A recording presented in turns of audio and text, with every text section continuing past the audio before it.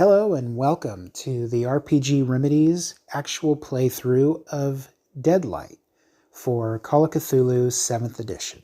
As you'll soon see, the first part of the scenario is actually a narration that I needed to do based off of my players' player journals and my notes. Unfortunately, the first part of the scenario we weren't able to record.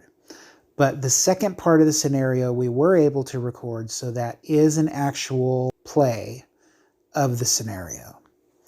So join us as my players, Jen, who's playing Penelope Pettyjohn, Dilettante and Widow, and Mike, who's playing Caleb Patterson, Private Investigator, encounter the scenario Deadlight. September 30th, 1921.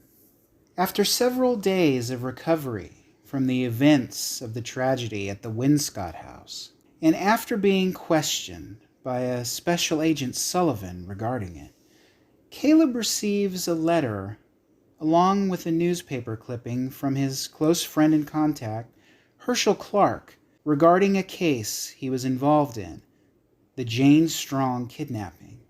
Apparently, the ransom exchange went bad and Clark was seriously wounded in a shootout. Asking for both of you to take on the case to bring her home, you both agree and make your way to Bennington, Vermont this very day. Soon the weather reports prove to be correct. You find yourself trying to outrun the worst of a storm that's come in from the coast. Night falls as you reach Orchard Run. The storm has caught up with you, and the downpour and mud make driving very hazardous. As you round a bend, your headlamps flash up on the rain-drenched form of a young girl, eyes wide and mouth open, screaming in terror. You nearly hit her. After some calming and comforting by Penelope, you convince her to get in the car and attempt to get her warm and dry. She's totally incoherent, in shock, and obviously injured, with cuts and bruises, including a large bruise on her head. It appears she's been running through the hills of apple trees and weeds to get to the road. She's not at all dressed for this weather. After comforting her, she only keeps repeating, "Grandpa," and the light. You both remember that there's a gas pump station up ahead a mile or so. You decide to try and get there to ride out this storm. Thunder and lightning flashes as you drive through the mud. And every so often, Penelope catches glimpses of lights up on the hill, between trees. Maybe lightning flashes. As you approach the pump station, you see a four-wheeled flatbed truck jackknifed across the road just past. It's sunk in the mud and blocking the road to Bennington. There's a small parking lot with a wooden overhang, a gas station with an office, and the Orchard Run diner. The power's still on and people are moving about within. There's an old Ford Roadster parked out front of the diner, a parked Packard by the office. The office is dark within. The storm is relentless. As you walk in from the rain, you came in on a frantic conversation from a group of people around a disheveled man in a panicked rage at one of the booths. "Headlight, I tell you, I saw it. It was after me. It drove me off the road. We gotta get out of here." Jake Burns is the man, grizzled drunk and driver of the truck blocking the muddy road. Everyone's pretty shaken up by the sudden onset of the storm. An older couple consoles each other. Teddy and Winifred Brewer were returning from visiting relatives in Bennington when the storm hit before they finished their food at the diner. Sam Keelam is the manager of the place. It's just been him and his waitress, Mary Laker, trying to calm everybody down.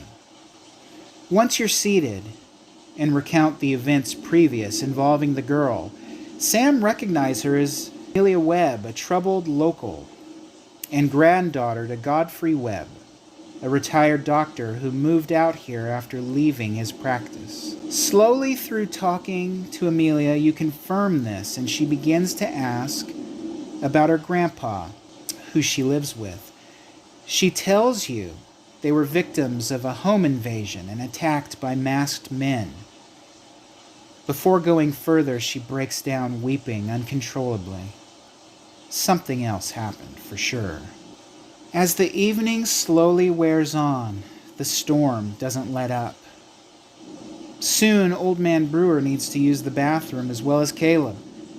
You both go out back to the bathrooms. After Teddy was finished, you went in.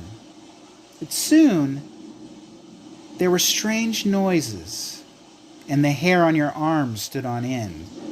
Outside the door, there suddenly was a blinding light that shined around the door jamb, and then silence and darkness.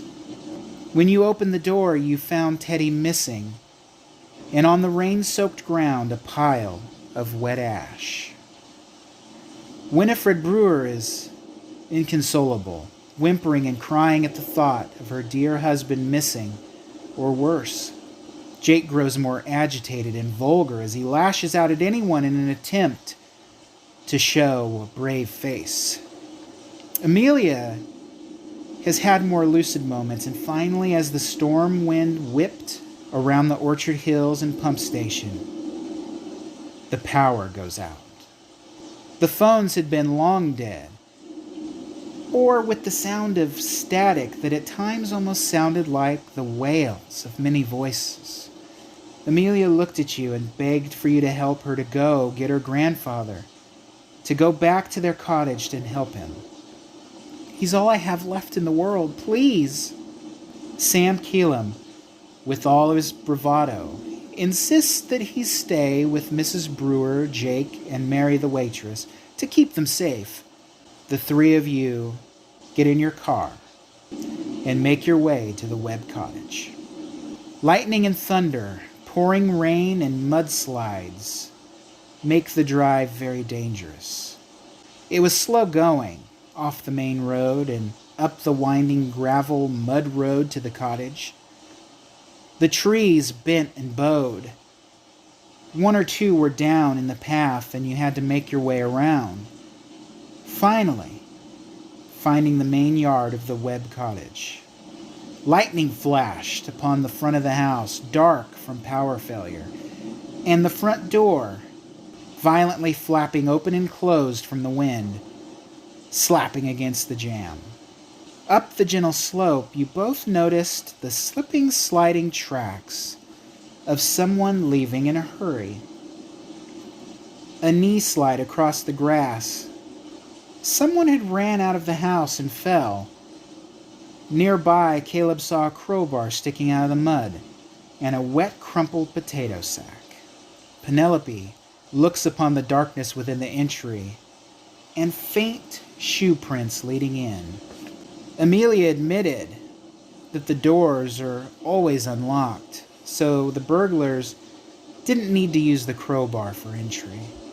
Amelia doesn't remember a lot, but knows that when their power had flickered, Grandpa mentioned flipping the generator on in the cellar after they started the fire, but then after that, it's all like a broken dream with flashes and pain.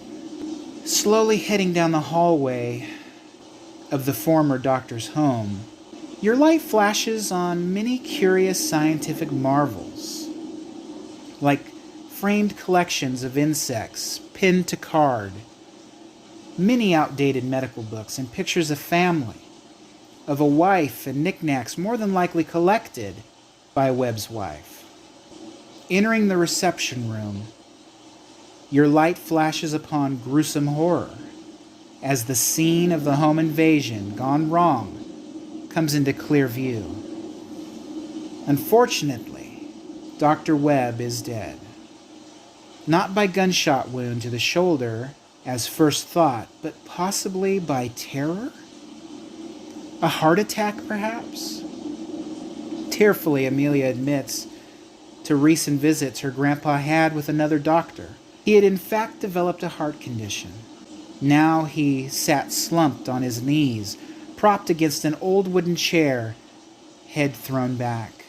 Laying near him, Penelope spots a silver box, around the size of a shoebox, on its side with an ash-like material spilled out on the hardwood floor. The lid lays near, a strange-smelling sealing wax around the lip of it, as well as the top of the box. The sight of it makes you feel uneasy and sick. Caleb comes upon one of the would-be thieves, and it's a horrid sight. His body lay on the floor, contorted and twisted in what Caleb's determined as some sort of self-dislocation of bones and joints. His jaw twisted out and his eyes just sacks of dark blood hemorrhaging down his black-veined face.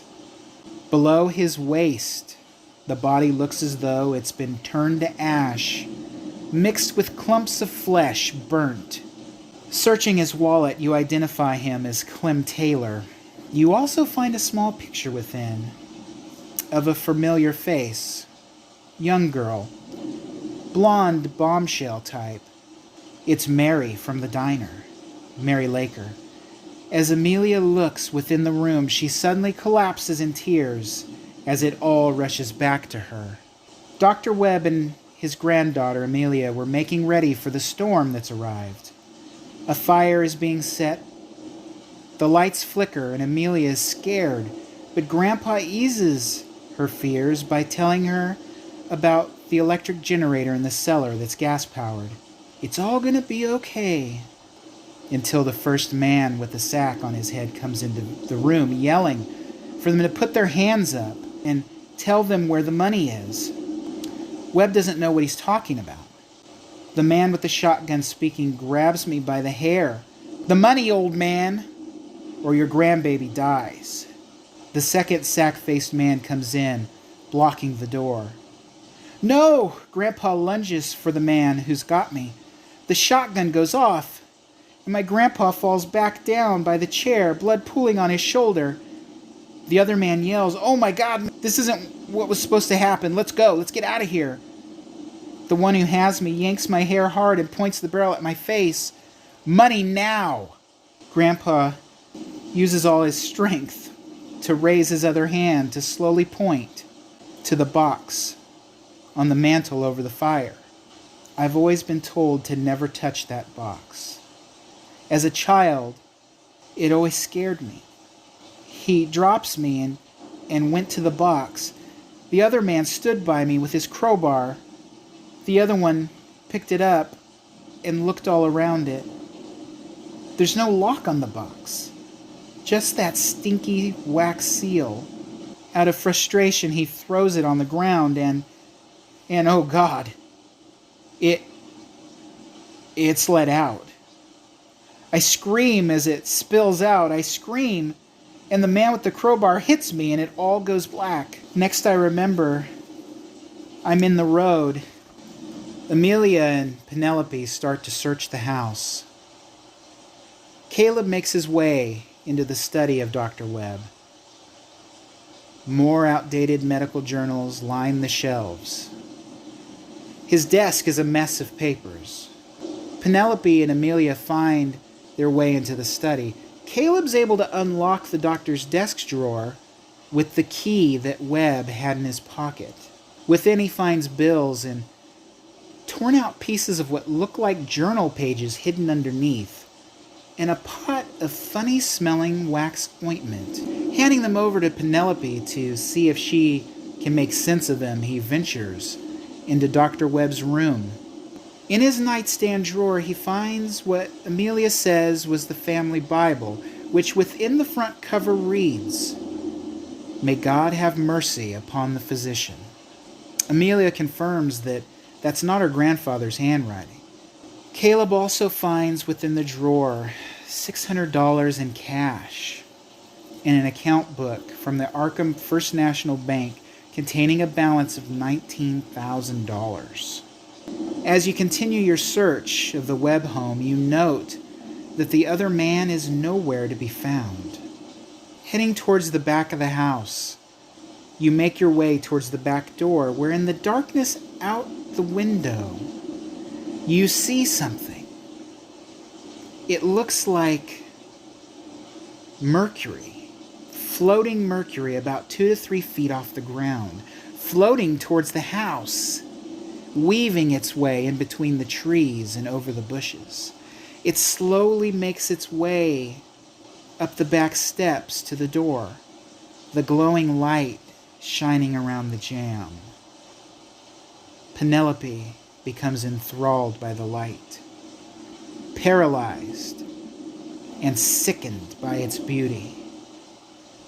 As it starts to ooze through the keyhole like a slug or slime, Caleb's called in by Amelia and grabs Penelope away, snapping her out of it.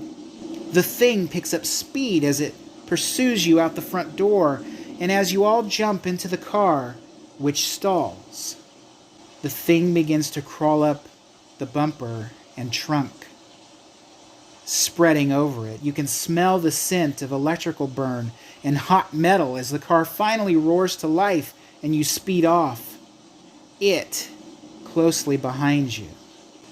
You round the first corner and barely avoid one of the fallen trees. You slide a bit down the muddy road as it closes in on you. It stretches its form, reaching for the back of the car. You finally slide out onto the main orchard road and accelerate as fast as possible in the flooding and mud. You have to maneuver around another fallen tree as well as a washed out part of the road. The thing is in close pursuit. Finally, as you take the last slight bend in the road, you take it a little too fast and you slide off into a ditch near the diner. You have to go on foot, the sickening light closing in as it floats over all obstacles. It looks like it has you, when suddenly you hear thunder, and it stops abruptly, several feet from you. Its body, which was just before slick and smooth, becomes prickly, and then when the lightning hits nearby on the hill behind the diner, it violently spikes and recoils in on itself, slowly floating up and back into the tree line. You see the glow moving away, up through the trees and bushes, eventually out of sight. You run the rest of the way to the diner. Okay, so picking up from the recap, you know, as we're looking for her. That's all we're doing. That's where you were going. Oh, wait. Yeah. You guys didn't make it. No, we didn't. So you guys storm in to the diner after encountering this thing. Mm-hmm. Wind blows in, and it blows out this set of candles that's on the dessert tray on the counter. And everybody jumps and they look at you. And Sam Keelam, who's the manager, mm-hmm. he jumps up from the booth. He's like, "My God, what happened?" And Amelia's with us too, right? Is she? Yeah. Is she? She's okay, right? I mean, I can't remember. Is she like? Well, she freaked out when she had the flashback and it all came back to her. Mm-hmm. She was. I mean, it's upsetting seeing what happens. So yeah. She's probably got some mental issues happening, but at least now she's not, you know, nearly catatonic and it's not just muttering a couple words. Muttering words. Right. So remind me. So we got chased by it and we outran it. Well, did we outrun it? Well, you guys, it chased you down off of where the cottage was. And then we ran off the road. You slid and ran off the road. You got out on foot. You guys kept running, and this thing was coming after you. And it was just about to get you guys. And for some reason, it stopped.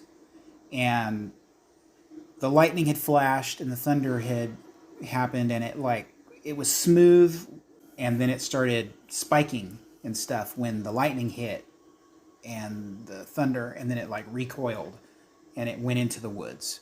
Okay. And then you guys ran into the diner. Okay. And everybody, it startled everybody. It blew out the candles. And everybody kind of stood up. Keelam stood up. The waitress was there. Now, do I have the... Well, I probably don't, right?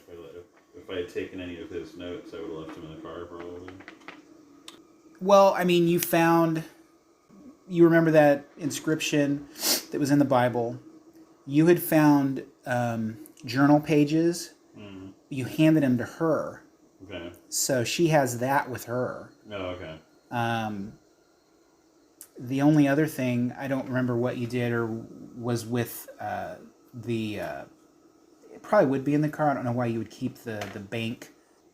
You had there was an envelope with $600, and then there was a checkbook. So I don't know if you'd have that on you. You can roll luck to see if you small would. enough, I probably would have put it in my coat or something. I don't I'm not gonna walk out of the house with it just in my hand and put it on the seat, right? I probably would have had it in a pocket. Yeah, go ahead and roll luck. I need dice. What?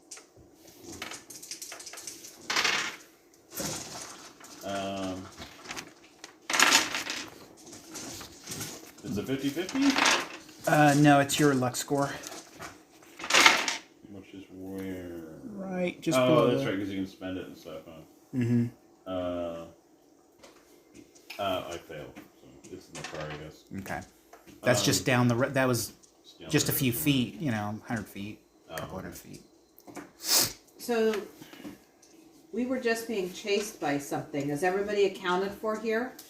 If you're looking, you do see Winifred in the booth, still upset, staring off out the window.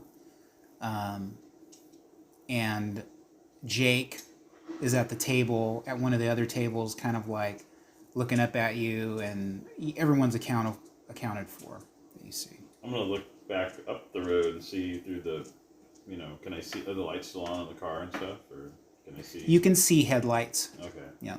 So I'll go, run off the road, and I'll point out where the car is out there through the windows, and I'll say, did anybody see anything? There was a big light. We thought that it was headlights coming up. I mean, we have our candles in here, but, Yeah, it wasn't a car, it was something else. And then Jake goes, it was that dead light. Tell you, that's what it was. There's bad stuff happening down in here. It was, you might be right. It was something from the web house. Well, is the doctor okay? No, he's not. At that, Amelia kind of starts weeping and kind of goes over to a booth nearby and sits down and kind of slides into the corner there. You hear her weeping and upset.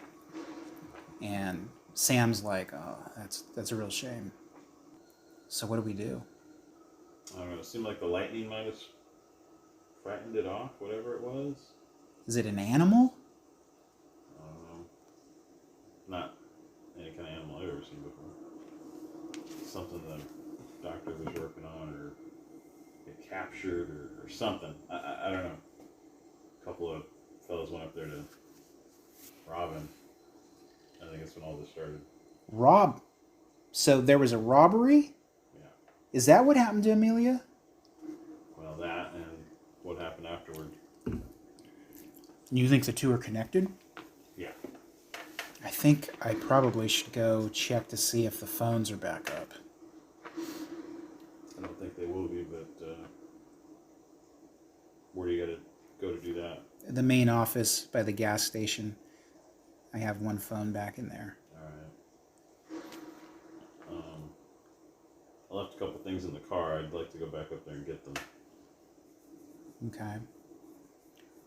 Is there anything you're doing, Penelope? And are you going to come with me to go check the lines? Yeah. Yeah, let's do that first. If we get help on the way, that'd be the best course of action. Should I stay here, or do you want me to go with you? It's up to you. If you want to go back out in that, I mean... It's bad. I mean, you have the candles, they relit the candles, but the windows are fogged from the heat, but the rain is just battering the windows, and the wind is blowing, and the building is not completely weatherproofed. Like, it might have Oh, been just yeah. kind of So put it's together. drafty. So it's drafty.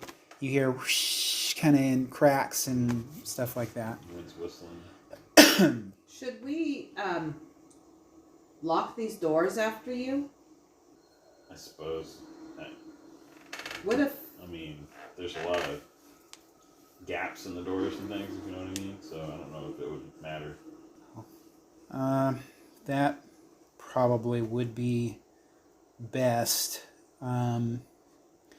Hey, Mary, lock the doors after we leave.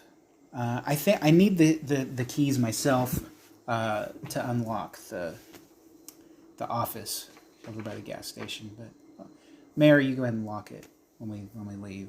So, shall we go then? Alright. Go ahead and lead the way. Do I have like a flashlight or anything? I don't remember. Is there anything in your equipment? Well, no, but I don't remember if I got one out of the car. No, not specifically. I don't remember what we were using to look around the house. If there was lights on in the house, or whether we had. The power was out at the house. I think I You had a guys flashlight. did have a flashlight, though. Yeah, Says yeah. you didn't light any lanterns or do anything. Mm-hmm. I don't know if one of the thieves had left a flashlight, maybe? Or I made a luck roll and got one out of the car or the trunk, Maybe. Something like that. I had a flashlight? Oh, okay. Okay. That would be it then. Okay, so then Penelope has a flashlight, unless it's in the car. So Right. It could be... Right. Make a luck roll, Penelope, to see if you somehow thought to just grab the flashlight when you got out. So, this is 23. And your luck is... Well, like I said, I have 90 circled and 71 underlined. 71's probably your current. So she did think to grab the flashlight, so you do have that. Okay. So then you and Sam are going to the office, and then Penelope, are you staying? I'll stay behind here. Okay. And you're going to give Caleb the flashlight? Yeah. All right. Okay. Yeah, you guys head out. You lead the way. And then Mary comes over from behind the register, and the doors close, and you hear the lock like that, and you're out in the weather. It's difficult. There's gusts of wind, and the ground's muddy, and all of that, but your light does flash on the office there, so you All right. gotta start making your way there. I'll tell him, let's make this quick. Okay. Start leading the way in that direction. Okay. Anything you're going to do while you see him walk off and the light fade off into the storm? I'd like to make sure that the building is secure. So I saw that you locked the front door, but can I go around to the back and make sure that the back is secure? From the inside? Yes. Okay. All right. So you go ahead and do that. You walk past. Mary returns to behind the register again. She's kind of leaning on the counter, looking out the window.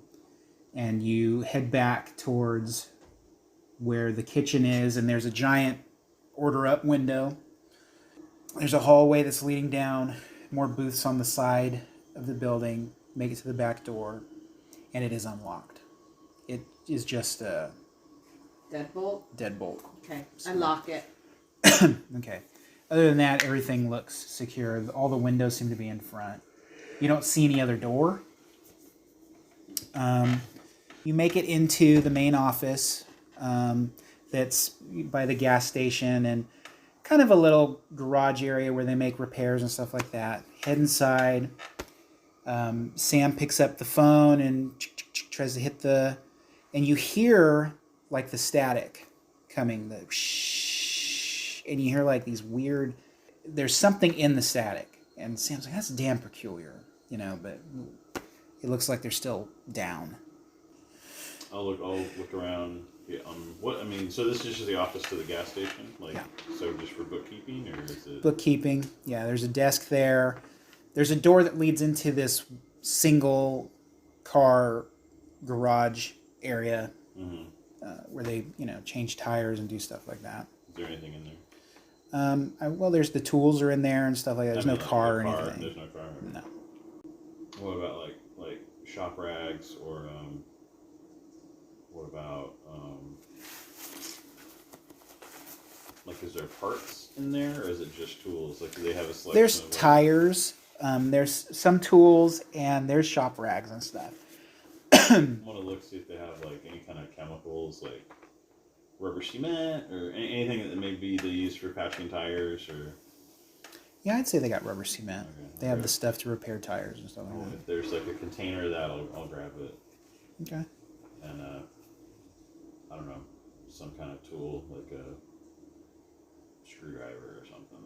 Yeah. Something that might be able to use to like apply it if I needed to. Yeah, so you spend a few minutes in there. He's looking over a little bit of paperwork while he's there. You're looking through the garage for some things, and you find the stuff that you're looking for. Okay. So he's like, well, so then do you want me to go with you to the car, or should I... If you wouldn't mind, you can keep an eye out while I...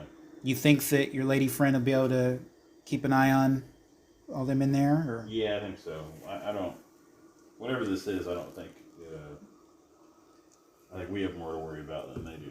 That's what I'm trying to say. It doesn't seem like it's more interested in picking people off outside on their own. I don't know why it hasn't approached the diner other than it seems to react to something around here. It's whether it's the weather or something else, I don't know. Or maybe just the fact that your electricity's off, I don't know. Huh. But okay. whatever the case. So I'll follow you, so you guys head out. So yeah, we'll head that way. So everyone's pretty quiet in the cafe. Jake is sitting over there, like, kind of clanking a butter knife on a water glass, kind of staring out the window at his rig out there. And Winifred's just quiet and staring at the table. Amelia stopped crying, but she's still sitting in the corner. I'm gonna just hang out for right now. Okay. You make it over to the car. The headlights are shining up. It's in a narrow, kind of not a deep ditch or anything like that. You mostly slid off the road into it, but it's gentle. It's not like it's a huge angle. Headlights are shining back at you. One of the driver door might be open a little bit, but you're there. Turn off the headlights. I don't know if I even pulled the keys out of it. If they didn't, I'll grab them. Okay. And I'll grab, the money and the checkbook or whatever it was. And roll percentile dice for spot. You mean spot hidden? Yeah. I have a 50 and I roll a 43. Okay. Yeah, you do that. You're getting everything you need out of the car. Sam is kind of looking around. You have the flashlight still, so he's in the dark.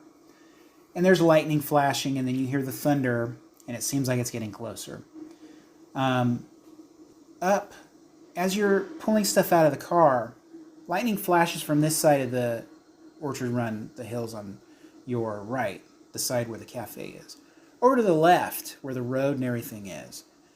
It flashes over here, and you see thunder and stuff, and then, out of the corner of your eye, feels like there's some kind of a light or some, like that out of the corner of your eye, like when you see a star and then you look and it's dark. But when you turn away, you see it, and you look up at the top of the hill, and you see like this kind of this light that's like kind of bobbing like this, and then like drops down towards the ground, back up, and it's jittery, like a light like this jittering as it's moving across the top of the hills through the apple orchard. And then it disappears behind some shrubbery. Did Sam see it? I look over at him and see if he's looking that way. He was staring back towards the cafe. Oh, okay. So, Minute things. All right. Well, if it's out of sight, I'm not going to mention it. Okay. Let me get my shotgun out of the trunk. all right. Yeah, anything that you can think, anything you want to pull out of there, you'll be able to get. Yeah, I don't think there's much in there. So I'll grab the shells, the shotgun. That's about it. So. All right. Okay. And then I'll just tell them, okay, let's get back. Okay. You make your way back to... Where was the web house in relation to, Cafe's there, yeah. and then right there is the web house. And where's the... So this the thing hill? chased you down. Mm-hmm. You fell off, you went off the road here. Mm-hmm. So up in here is where you're seeing that light kind of do this kind of stuff, and then it went away. Oh, man. Pick it up to the door. You see candles lit in there. All right, I'll wrap on it. So pretty soon, Mary, you see her come to the door, unlock it, and you guys come in. Candles flicker, but this time it's not such a rush from the door opening to put them out. Locked it behind you. So that was about 40 minutes total to do all those things. You know what time of night is it? Yeah, pocket watch or any of that kind of stuff. Well, you look up at the cafe clock, The wall wall clock, yeah. the wall watch, and you notice that it is dead. But you look at your watch and it's 10:48. Oh, okay. And when did... Well, I'll just ask him, Jake. I go, when did you get... Yeah, when did this happen out there with your rig? Well, What time of day? it was evening time. The storm had just hit, and I was making my way back down when the storm hit, and I come from over in the Bridgewater area, and suddenly there's thunder and lightning, and I look up, and this thing comes out over the guardrail. And I say, oh my God, what is that? And I try to swerve out of the way, but this thing is on me and it's fast. And my God, I thought I was going to die. And so I tried to turn to avoid it, and it felt like the thing hit me. But then I ran into where that starts to slope up, where the front of the cab is, and I sunk down in. My trailer tilted and some of my cargo fell off. And I thought I was going to die. So luckily I ran in here, but I would say it was probably around, I don't know, maybe around 8:30, somewhere around 8:30, 8:45. I don't know, though. I think things have started to escalate themselves in this area because of that one right over there that you bring in here. Everybody's like... down, Sam's like, well, she just lost her grandpa. Yeah, well, I'm sure. Responsible for any of this. Hell, I think people lost a lot of people. All right.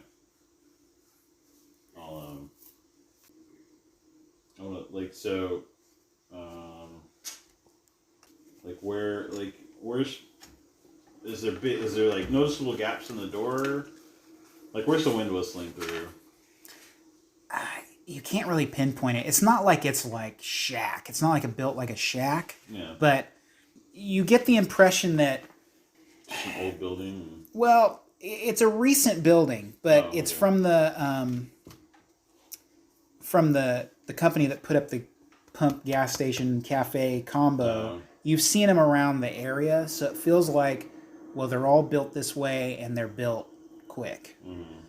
You don't know about the craftsmanship. It's nothing, you're not seeing huge gaps between the jamb and the door, but well, it's not completely flush. Yeah. They just kind of slap this thing together. It's, oak wood benches, and the kitchen is sort of like stainless steel. The whole thing in there is, that stainless steel silver. Mm-hmm. It's all kind of like it's all manufactured in a factory, and they all just kind of slap together when they put these things out. Right. Somewhat prefab. Yeah. Do we have fresh coffee?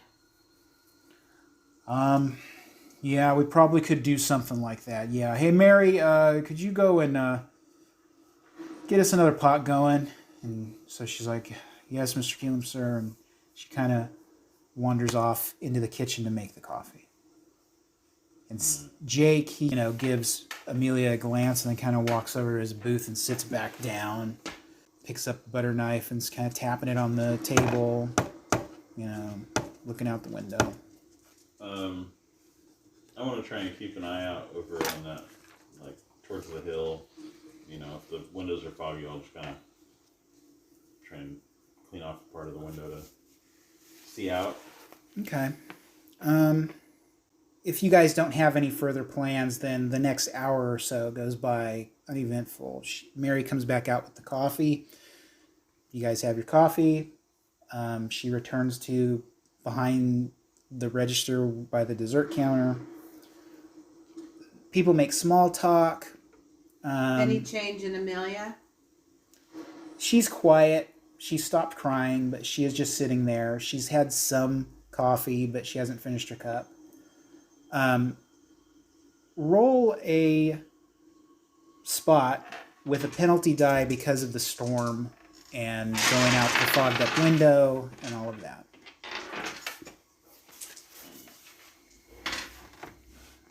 Penalty die works out again? You take the worst result, so the highest total. So you take the 10. You take 2 10s. Oh, okay. That's what I thought. So I got a 25 instead of a 5, so still pretty good roll. Okay. Is that passing? Yep. It's under half of my score, so whatever, not extreme, but whatever that is, difficult, whatever. All right. As you're close to the window and you're getting the fog off the window and you're looking out into the darkness, flash of lightning, thunder, stuff like that, something catches your eye. You do kind of, no lights though, you don't see any of that.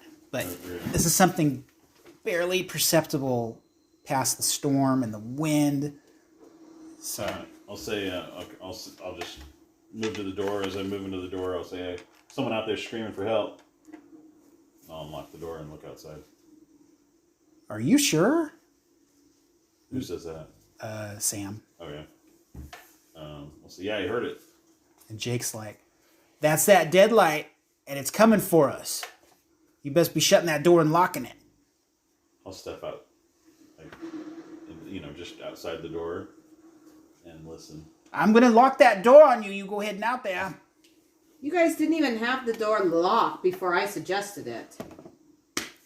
Maybe you should just go tend to your man and let us handle things here. Maybe you should act like a man. He stands up. He goes, what'd you say to me? And Sam's like, whoa, calm down, calm down. We've all had a rough night. Where I come from, we don't take that sort of thing from our females. They know their place. And what are we doing here anyway? Exactly. I gotta get out of here is what I gotta do. I tell you what, all the problems they're all gonna be solved when you get rid of her. In fact, maybe we need to go find that deadlight and introduce those two. What do you think about that? You go find it. Is she coming with me? And he kind of walks a little closer. So outside, you do hear that. That's definitely not a cat or any of that. Mm. So you do recognize that. Doesn't sound like a man or a woman? You can't. It sounds childlike. Oh. And you were able to actually, through the storm and wind, pinpoint the direction where that's coming from. It's coming like kind of right across the street from the diner and the rig and all that up in the hills. So at the tree line or? Up in the grove the apples and stuff. Oh. Not too far, but not close to the road. It's closer than where you saw that light. Mm-hmm. So it's kind of the middle. I'll start crossing the road, and I'll wave the flashlight and start yelling, over here. So at this point, as this is happening in the cafe, you hear Caleb out there, over here, and you're seeing the flashlight flash outside. Jake's like, what the hell is he doing? He's going to draw that thing over here. Well, Why don't you go out and stop him? Be a man. and he gets up closer. Oh, you better watch your step. You better watch your step. And you can smell moonshine on him. Keelam's like, come on, can we just calm down? Get your hands off me. Well, I'm gonna have to say that I'm gonna have to ask you to leave if you keep behaving this way for my guests and my customers here. And then he turns on Sam and gets right up in Sam's face. And he's like, what are you gonna do about it, fat man? So while this is happening, Amelia is crumpled up into a corner of that booth, starting to sob, and you hear Caleb outside, and you see his flashing light, and you see him starting to cross the road. Well, I can't leave Amelia in here. So I tell the men that they should go out, see what's going on. Well, they're kind of busy arguing right now. You're still crossing. Mm-hmm. So are you going to head then up into... I'm going to get just to the tree line and see what I hear or see. So you're hearing that, Mm. And it's getting more frantic, and it's kind of like you hear this in between, and like moaning and wailing, and you're hearing like, Mama, Mama, Mama. And this all sounds like the same voice? Yeah. Mm. I am at the window where I'm trying to see what he's doing while still keeping an eye on Amelia. Okay. Yeah, he's across the road, and the light is shining up into the darkness of this apple orchard. Rain's coming down, and everything in the cafe comes to a stop because there is this like kind of noise, this pop, and then a crack towards the back of the diner. And that stops Keelam and Jake from arguing, and they all stop. Up from the ceiling, you hear this kind of moaning like it's settling, or something that's like this. And there's this crack and pop, and then silence. Did something fall on the roof? I don't know. I was arguing with this guy. Did you hear it? Well, I heard that just now. And Winifred's even like, I heard it too. It sounds like it's making its way towards the kitchen. And the thunder and lightning, you hear this noise. Have you ever heard that before? You asking Sam that? Anyone? Well, I mean, the place settles. This doesn't sound like any settling I've heard before. This happens? Well, nothing like this. And you hear it getting closer, further towards the back of the diner near the kitchen area. And it sounds like construction that is stressed. Outside in the rain, you're like looking up towards the hill, and you're hearing that. It's over and over. Mama, Papa, Papa, Mama. I'll start, somewhat reluctantly, not with a lot of urgency, stepping into the woods. And I'll continue and I'll say, "Come this way." Okay. And just trying to get some kind of a response. It's been silent for a little bit. Something you feel sort of like when your hair stands on end on your arms, static electricity. Could be the lightning storm. I think you big tough men need to go take a look. Jake, you should go do it. Well, what makes you think I'm going to go outside and possibly face the devil himself for the likes of you? Okay, I'll do it. Yeah. Now we're talking. I'm gonna head through the kitchen to the back door. Okay. So Mary, she walks kind of back there with you, and she's like, she opens the ice box, pulls out glass plate with some pie, and she puts it on the counter and starts kind of like preparing that as you're walking by. So I asked Mary, what do you think that sound was? Lord Almighty, I don't know what that could be. I just want this storm to be over. I don't get paid enough for this. Can I listen at the back door? Yes. How are you doing that? I'm just gonna put my ear against the door.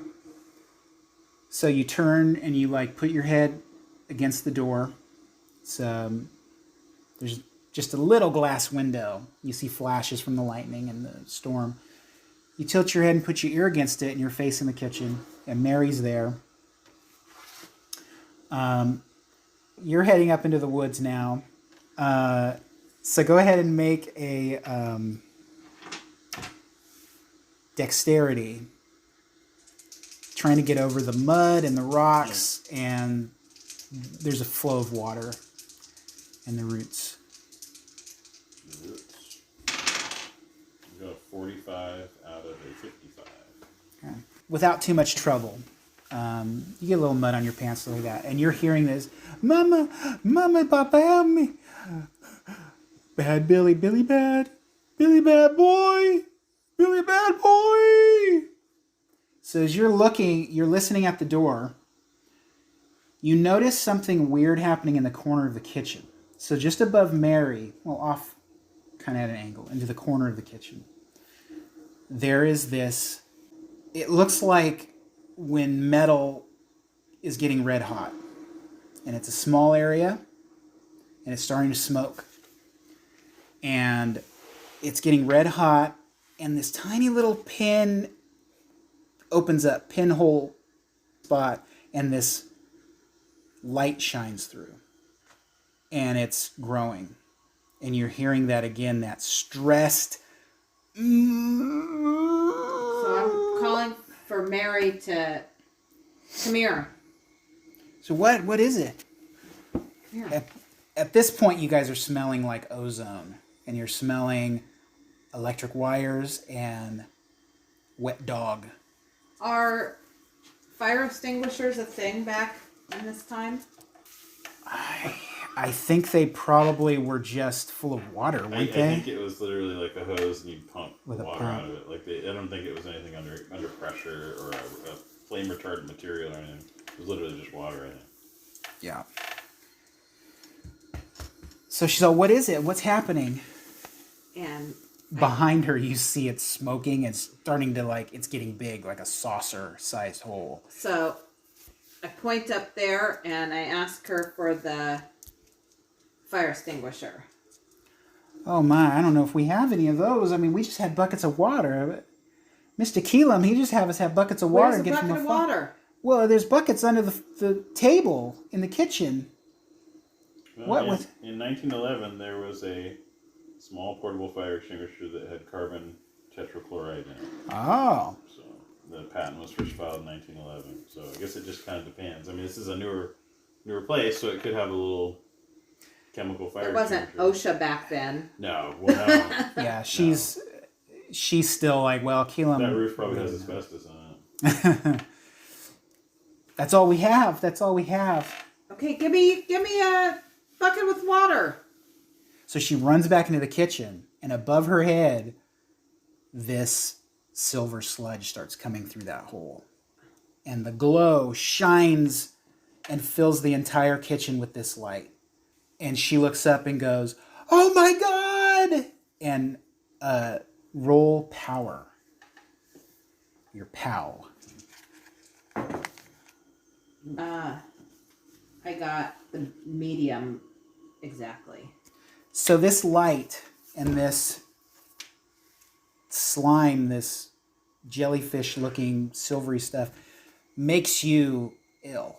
Your stomach starts to turn. And it's sickening beauty. You almost can't look away. But your eyes throb and you're able to turn and look away. But you realize this is that thing that came after you. So roll a sand check.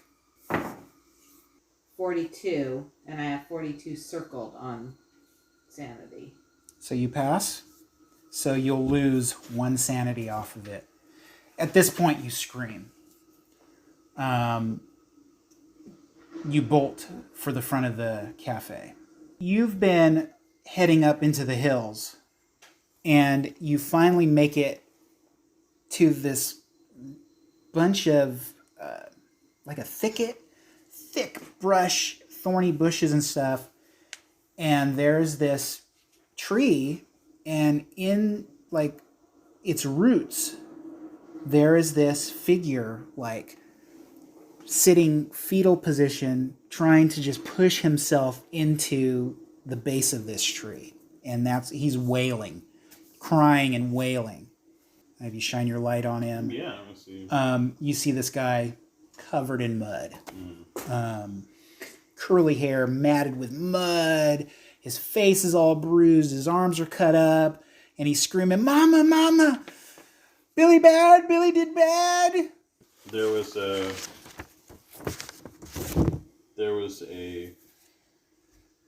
robber that got away, right? That was unaccounted for? Yes. Okay. So I'm going to assume that's who this is. And as you shine the light on him, he's like trying to like crawl up into that trunk. His hardest. He's like, "Oh no, Billy bad!" Does he look simple? He is built like an ox. Okay, so He has thick, bushy eyebrows. And what was confusing is that it sounded like a child off in the distance, and it's coming from him. He has a deeper voice, right, but it sounds like a child. And he's just looking up at you with these bloodshot eyes. He's like, "Billy saw we. Billy saw we." All right, I'll try and calm him down. I'll take a knee, and I'll say, "It's okay. It wasn't your fault." He jumps out at you and he grabs you. "Billy saw me! Papa, help me!" You come running out of the cafe, out towards the front where the booths are. Everyone heard you scream. And stands up, "What is happening?" And Mary screams. And through the order up window, you see that silvery stuff has fallen into the kitchen and is starting to ooze its way over that order up window. And Sam Killam's like, "What in God's name?" And he's in a booth and he scoots back. And he's like trying to crawl under the table, but he's so large that he wedges himself into the booth, and you hear like it cracking, like it's going to crack away from the wall. And Winifred's like in shock. Amelia starts throwing a fit, breaking down. And Jake's up and over to the door, and he's like trying to unlock the door and get outside. And it's crawling through the window. It's about halfway through now. So I'm going to grab coffee cup and throw it at it. Okay. So you pick up the coffee cup, you throw it, and as the coffee cup, it hits the body of it, and you see it like go inside of it. And it looks like as it's going in, you see this like kind of bit of flame and then nothing. So now its tail end of, it looks like a big slug, has come off the window, and that whole area where it was is blackened and burnt and kind of melted. The stainless steel's melted down. And he like grabs onto you and he's like whimpering and he's sitting there crying, and you're gonna try to calm him down. Mm-hmm. I'm just gonna tell him, we need to get out of the rain. We catch a death of cold out here. Go ahead and roll psychology. Is that what that is here? I have psychology. Yeah. It's not psychoanalysis. I have persuade or psychology. Yeah, psychology. All right. Ooh, I rolled a 1. So I'm just gonna tell him the most important thing right now is to get out of this rain, out of this weather, and catch your death of cold. And we can worry about everything else in the morning. You feel his body ease, and he's like, Billy, man. And he's like kind of ripping at his overalls. Oh, kind of bad.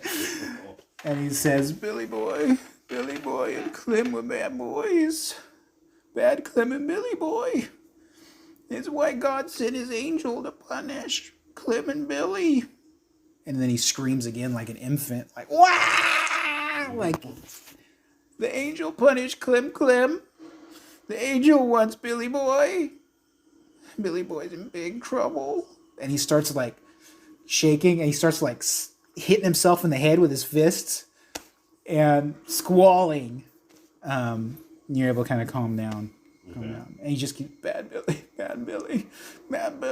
And this dude is over 6 feet tall. He is huge and just reduced to just a wreck. Yeah.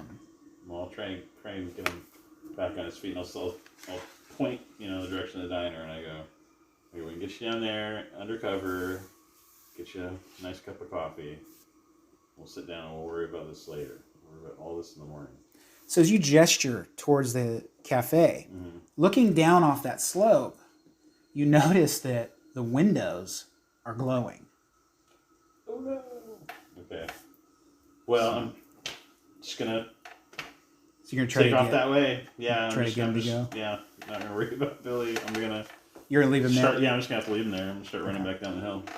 All right. This thing is now starting to go over the counter. Do we have any water? You have Jake's glass of water. Jake at this point has unlocked the door and he is outside and he is heading towards his truck. I'm gonna toss Jake's glass of water on it. You just hear like maybe a slight sizzling and stuff, but you realize that, well, this thing's been out in the rain, chasing you guys and wandering through the woods. It's not going to do too much to it. Go ahead and roll your POW again. Nope, fail. What would you get? Major fail. 99. 99. And what is your stat for your POW? 45. At this point, throwing the water on it and seeing it sizzle, you are enamored by its beauty. And it is the most beautiful thing you've ever seen. You feel like you can see other worlds in the skin of this thing. And you feel your body go numb and warm like a hug.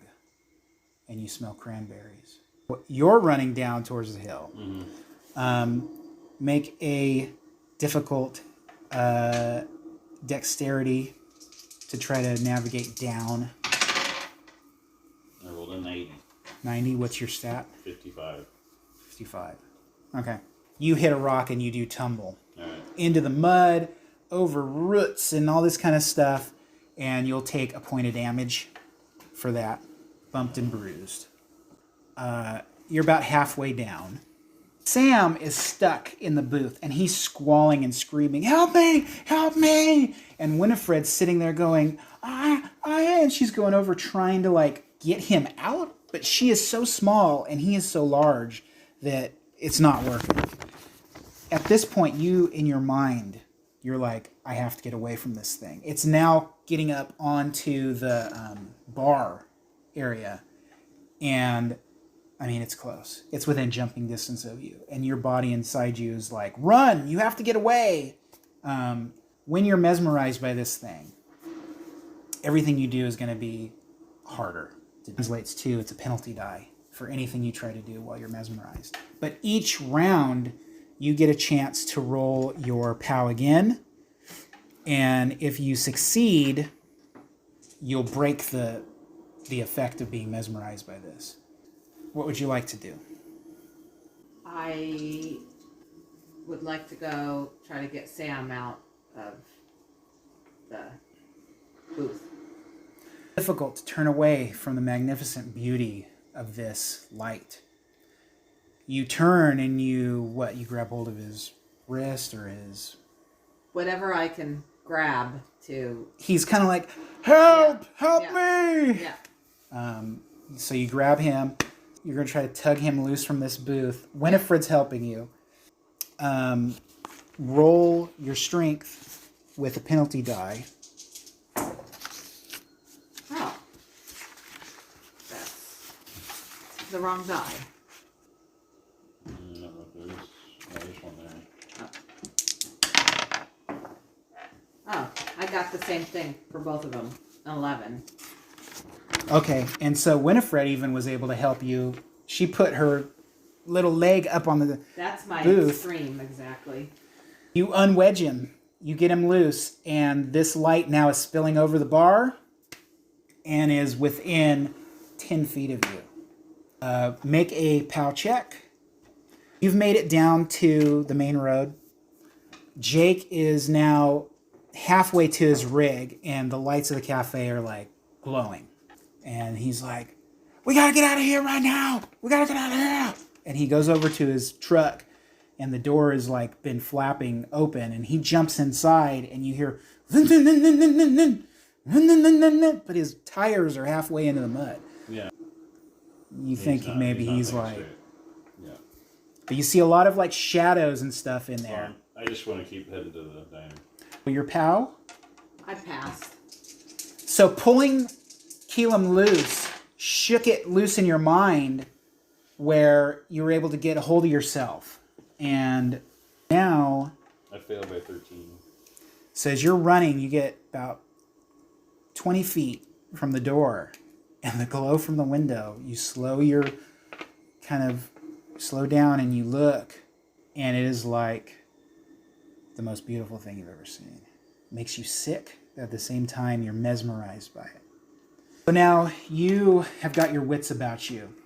This thing is within 3 feet of you right now. And you see these like weird tentacle-looking things stretching out from it, reaching.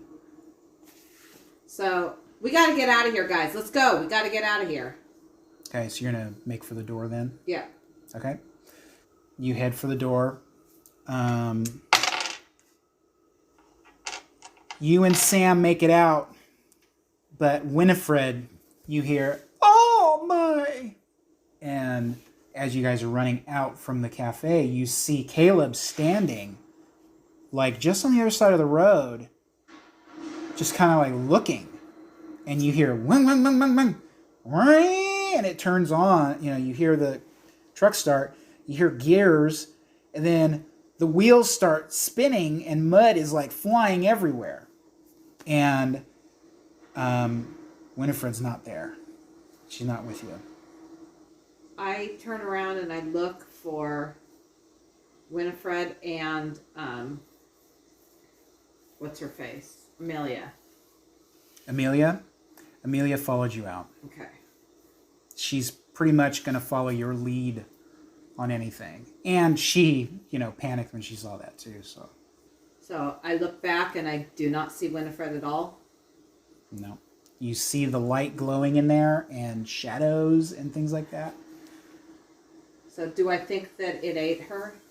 Do you? What would you like to do? You see, you look over and see 3 people, including Penelope, coming out of the cafe. Well, what I'd like to do is start heading for the car. Your guys' car? Mm-hmm. Okay. You kind of turn and start walking down the road towards the car. Towards the car. But you do keep glancing back, and you're looking in the window. Roll a POW. And what would you like to do again? 6. Do I need to roll penalty dice now, or No. just no? Yeah, I succeed. So as you're wandering off towards the headlights that you see, your mind kind of clears and you're like, my God. And you go, oh my God. The choice is still yours whether you want to go to the car or do whatever. Well, I guess I'll turn, and if I see them there coming out, I'll go, oh, let's get out of here, and I'll start moving towards the car. I'll start waving them towards the car. All right. You hear that through the storm and stuff like that. What would you like to do? I'm gonna call Winifred. Okay. Winifred, we've got to go. Come on, last chance. The door, like where you came out, the breeze and the stuff is just kind of like moving it. There's no, you don't hear anything from her. And in fact, the light starts to fade. It starts to lessen in intensity and fade into darkness within the cafe. And pretty soon you both notice the cafe completely dark. Okay, so I'm gonna say we've got to get out of here and go head towards him. Okay. Sam's with you and Amelia. Jake is still in the car, in his truck, Yeah. spinning his wheels. Well, I'm throwing leaving his mud. ass. So you guys make it over to the car, and the car is in that ditch. All right. Does it look like I could drive it out of the ditch? I mean, what is like? Are there wheels off the ground, or is it just? Well, it was a gentle slope, Yeah. but it is sunk in the It's mud. just because of muddy. Okay. How sunk? Probably about halfway. It'd probably take some work to try to get stuff under the tires to get it out. All right. I'll start looking around for. I'll say keep an eye out, and I'll start looking around for brush or road debris or anything I can shove under the tires. Okay. Yeah, I mean, that's easily found. There's bark and, weeds and roots and stuff like that you're able to get a hold of. All right. Every so often you do hear that noise, and you even start to hear it too. It sounds like a cow or a cat or something. But you know what it is. And you hear this weird moaning and carrying on up in the hills. With the rain pouring and the thunder and lightning and the truck spinning and spinning and spinning. Just gonna keep working on shoring up the tires, trying to get it moved. Okay.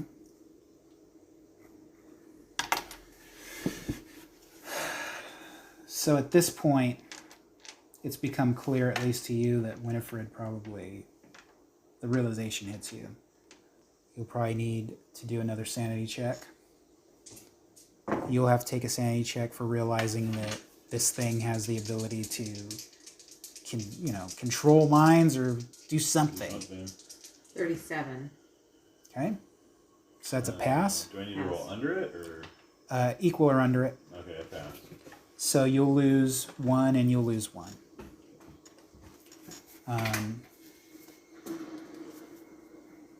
Your anger kind of builds up in you. You see flashes of your husband, and you wonder, a part of you wonders, was it one of these horrible things that killed my husband? Because your husband died in a mysterious way, found completely burnt. Was it one of these things that burnt your husband? So you're able to get the stuff under the tires. Yeah. Now it's just, let's see, what would we roll to as a sort of in order to have it placed in the right spot and start the car and get it out of the ditch.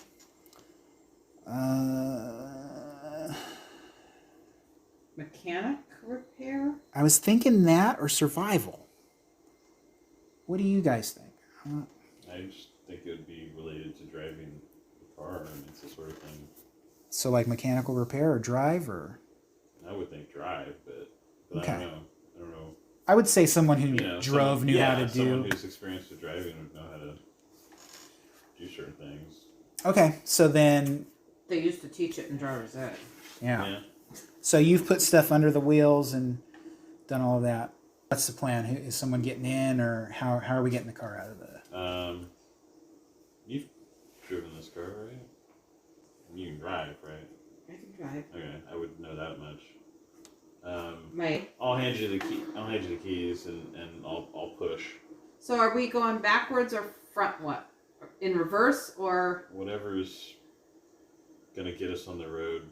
Whatever the shorter distance is to get us on the road, I guess, is what we'll figure. Shortest distance would be forward. Okay, yeah, let's do that. Both of you do drive. I I succeed with a major difficult. Okay. So you're able to, you get traction in the wheel, and you get it straightened out and get it up onto the road.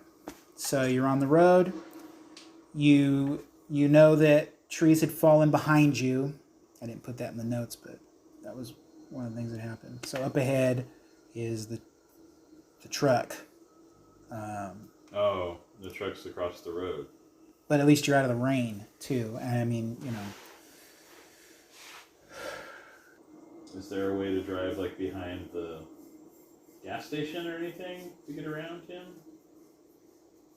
I think there'd be a chance to. It might not be easy because it's not, you know, you'd be maneuvering around stuff, but you always give that a try. Should probably try that. I mean, you know, if we can just go around. Well, I think we should switch drivers because. Okay. So then that's what we're trying. Yep. To go around. We haven't seen I'm very nervous to drive off road. Can we switch drivers? There you go. There you go. I'll switch, and then. So we haven't seen any more lights in the diner or anything like above it, or. Mm-mm. How did it get in? I ask. Came in through the ceiling. I wonder where it went then. Or if maybe it's in the walls or something. I think we just need to get out of here. I agree. You start heading towards the diner, and as you make that bend that you had slid off on, you get back on the road, you're heading. Diners come into view. The taillights of the tractor or the truck are on. And standing in the middle of the road is Jake Burns. And he has a shotgun with him. And the rain's like pouring down on him, and the lights are shining up on him. And he picks up the shotgun and he points it at you as you guys are coming forward. Who's driving? I am. I'll stop the car. And I'll go. I'm not letting him in with that shotgun. I don't know what his intentions are. You just need to keep going. Just keep going. If he hits the radiator or anything like that, we're dead in the water. And you see him like continuing to like stumble closer to you, and he's muddy and he's got mud on his face. I'm gonna open the door and step out with my behind, so I'm behind the door, still have a hand on the wheel and one foot in the car. And you see him like, and I'll go, there's plenty of room. We're getting out of here, but you got to put that gun down and get in the back seat. Let Amelia out of the car. No, we're not doing that. You see him go, let Amelia out of the car. She no good. Her family no good. It's devil magic. Black devil magic. And he's like walking towards you. I am going to take my 38 out. I'm fingering mine in my pocket too. I am going to open the car door on my side, and I'm going to aim for his shoulder and shoot him. Okay. Roll your stealth Let me see here. Where? He wouldn't expect the lady to shoot him. No. Roll myself. Yes. Nope. Major fail.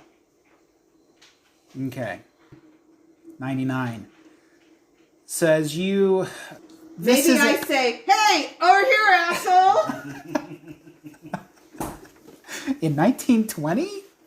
I think... I was a union activist. That's true. I think you say that, but I also think down deep inside you know that you are not a killer.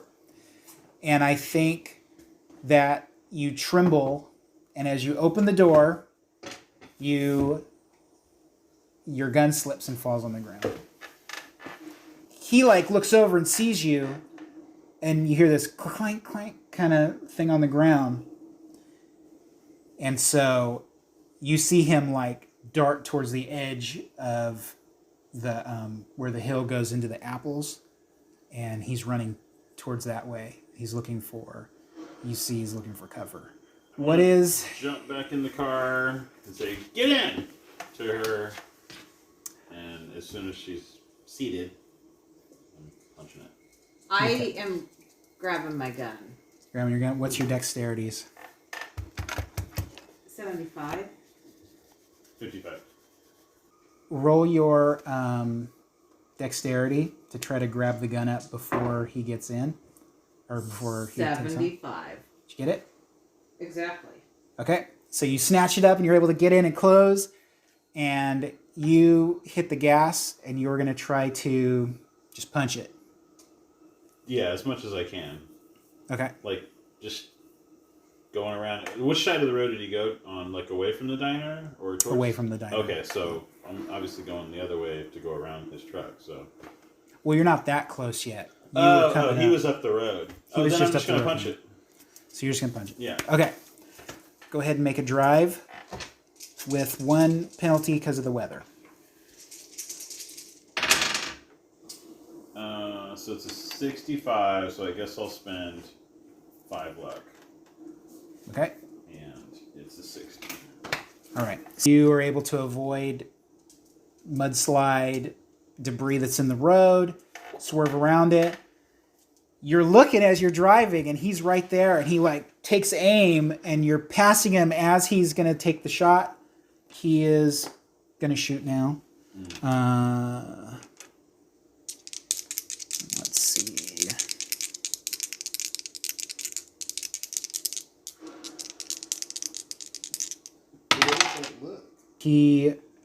You hear the shotgun go off, boom, and you hear boom, and you hear and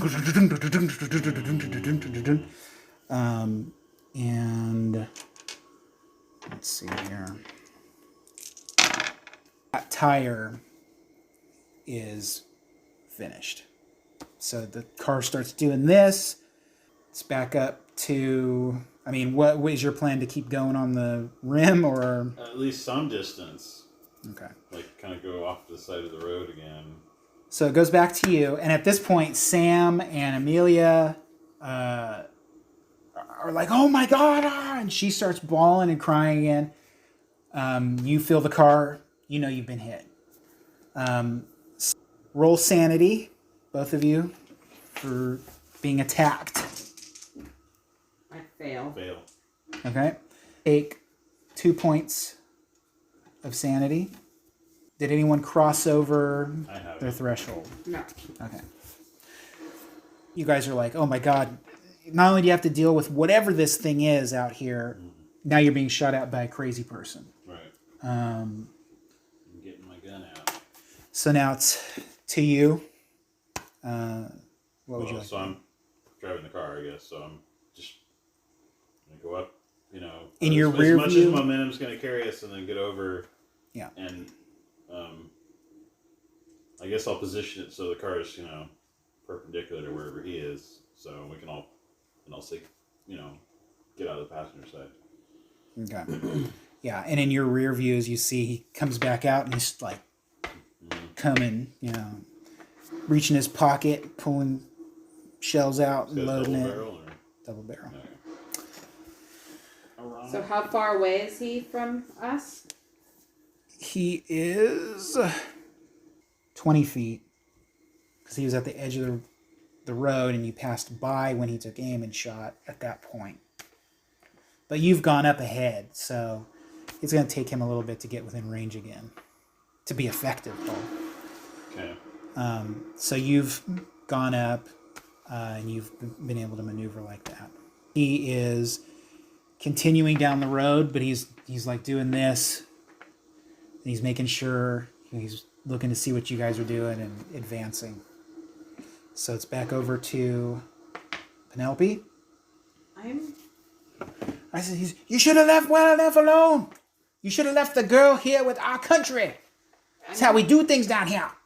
I'm going to shoot at him again. Aim for his knee this time. Okay. All right. You're going to take aim. Mm-hmm. All right. As long as you don't get hit, next time you come around, you're going to get a bonus die to your... Oh, I totally forgot, and I made notes here. When you succeeded on any of your rolls, to check your boxes. I already had box checks. Oh, okay. Drive and psychology were already checked. Okay. Well, I did not have drive checked. He screams out, just give me the girl. We can stop all of this. This is old country stuff. Her grandpappy was in Go tell him. bad stuff. Okay, what are you doing? Well, it's a new round, so I'll shoot too. I'm gonna get my pistol out and shoot him too. You're gonna shoot him? Okay. Yeah. Yeah. Screw this guy. She's aimed. Oh, aiming. Oh, And okay. then I'm just you're- gonna pop up a shot. Okay. Do that. What's your ranges on that? 15 yards. Okay, and then so hard is double that, and extreme is 4 times that. Okay. He is... You said he was 20 feet. So, He's 20 feet. So Oh, the okay. 15 yards is... Yep. Short range, basically. Yeah. Okay. Handgun. So 64. There, I missed 75. So yeah, the gun goes off in the storm and the wind and everything. You're off a little bit. It does graze him a little bit. Hits some of his... He kind of looks, and he just keeps on coming. He's taking aim at you. So he walks closer, and he's going to take a shot at you.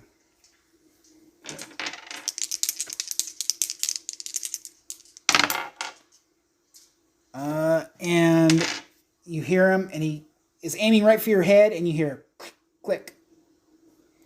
Then he's like this, and he's like hitting the butt against his hand. And he's trying to and he starts running towards the bushes and stuff like that, the rocks and all that kind of stuff. So luckily he jammed. Back over to you. You see him like try to shoot, and there's a click, and he curses, and then he starts running towards cover. Well, then all my aiming did nothing. No, you're still tracking him. It's if something happened to you. So you roll a bonus with that, a bonus die, and then pick the best result. Oh, that's the best That's result. the best result. That's the best result you can roll. I rolled a 1. A 1?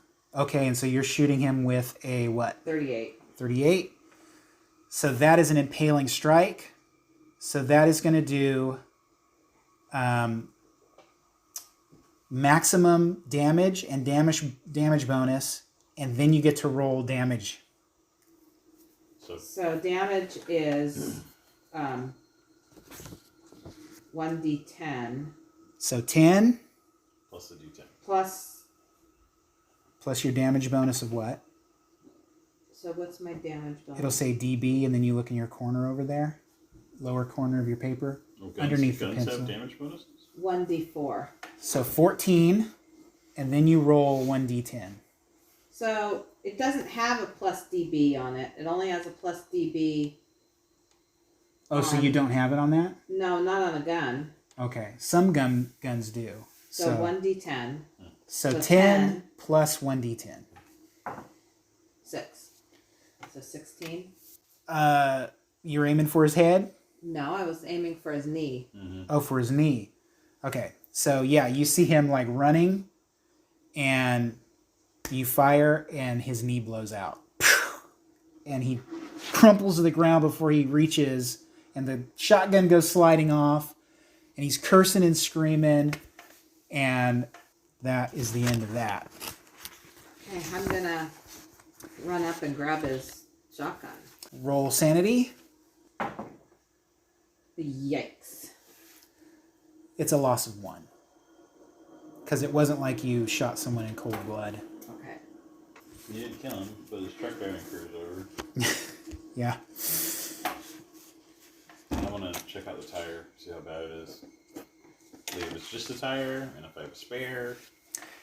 He was pretty good Yeah. with that. So that tire was blown out completely, and then the rim was riding on the road as you were going off the side and turning. Yeah. Rim's pretty damaged. Yeah, okay. So the car is now this way on the road, with the back wheel. Was there any other cars at the... I don't remember, at the diner? Like other people's cars? There was a Packard. Oh, this probably belonged to the older couple. We'll have to go see if we can get that other car going. At this point, Amelia is in the car, hiding, and Keelam is standing towards the trunk with his boot up on the bump, the back bumper, Okay. just shaking his head. He's going, I don't know what. Could this night get any worse? He's just like, Alright, we need to see if we can find the key. Whose car was the... Who had the Packard? Was it Winifred and... yeah, that was Winifred. Alright. And We gotta see if we can find the keys to that. I don't know if they were with Teddy. They don't exist anymore. that's true. Well, we can look on it under the visor. Yeah. Maybe we can even just, I don't know, not wire it? I don't know. Push start it? Back then, Pretty easy, huh? Probably, yeah. because it would be manual. Yeah. Could. Alright. It might be difficult in the weather. Yeah. It's not impossible, but Right, it will right. be difficult. Oh, and also, in case we forgot, there's pushing rolls, which is if you fail a roll, you can choose to push it if you explain how you're doing it differently. But at that point, if you fail it, then something bad can happen. Like instead of just not trying it in the first place, you could end up falling if you're climbing or something. I'm gonna grab my shotgun out of the car, Okay. and I'll say, alright, let's go. So you got your shotgun out of the car. Yeah. All right. Put my pistol back in my pocket. Are you just leaving Jake Burns there? Yeah. Mm-hmm. That was my intention. So he's cursing and screaming and wailing, and you still hear the wailing off into the woods. And now you're hearing, Mama! Mama, Papa! Help me, Mama! We're walking back towards the diner. So. Okay, you're heading towards the diner. It's completely dark inside. No signs of anyone there. So it's just you two. It's Amelia. Are you having Sam and Amelia come with you? Mm-hmm. Yeah. Mm-hmm. All right. I'm gonna check out the Packard. Okay. From this side of the diner, you're not seeing any Packard. Yeah. Okay. Well, we'll keep going up the road. Looking around the area, you're not seeing that car. Maybe Winifred took Winifred. it. Made it out. Or the thing went in her and drove the car. I guess. I think that thing ate her and left with the car. Well, fine then. That's good, I guess. It's out of here. I mean, I'm gonna. gonna look and see if I can even tell where the car was parked. If it was if it wasn't parked on the pavement, if there's any like tire marks in the mud or any muddy, maybe muddy tire marks on the pavement. Okay. And just see if I could tell where it was from my recollection and where it went, which direction it went. All right. Is there anything you're doing, Penelope?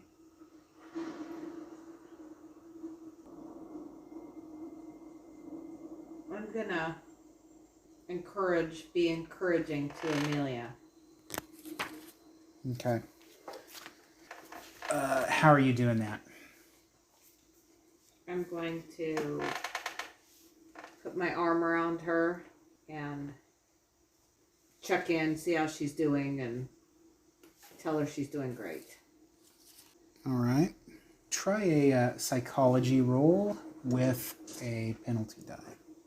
So what are you doing? Just walking around, seeing if you can see I'm just gonna where get the there's flashlight out, and tracks? I'm just looking. I'm just trying to. So see how some does kind of the sign. penalty die work? You pick the worst result, which is the highest. Well, that's an 82.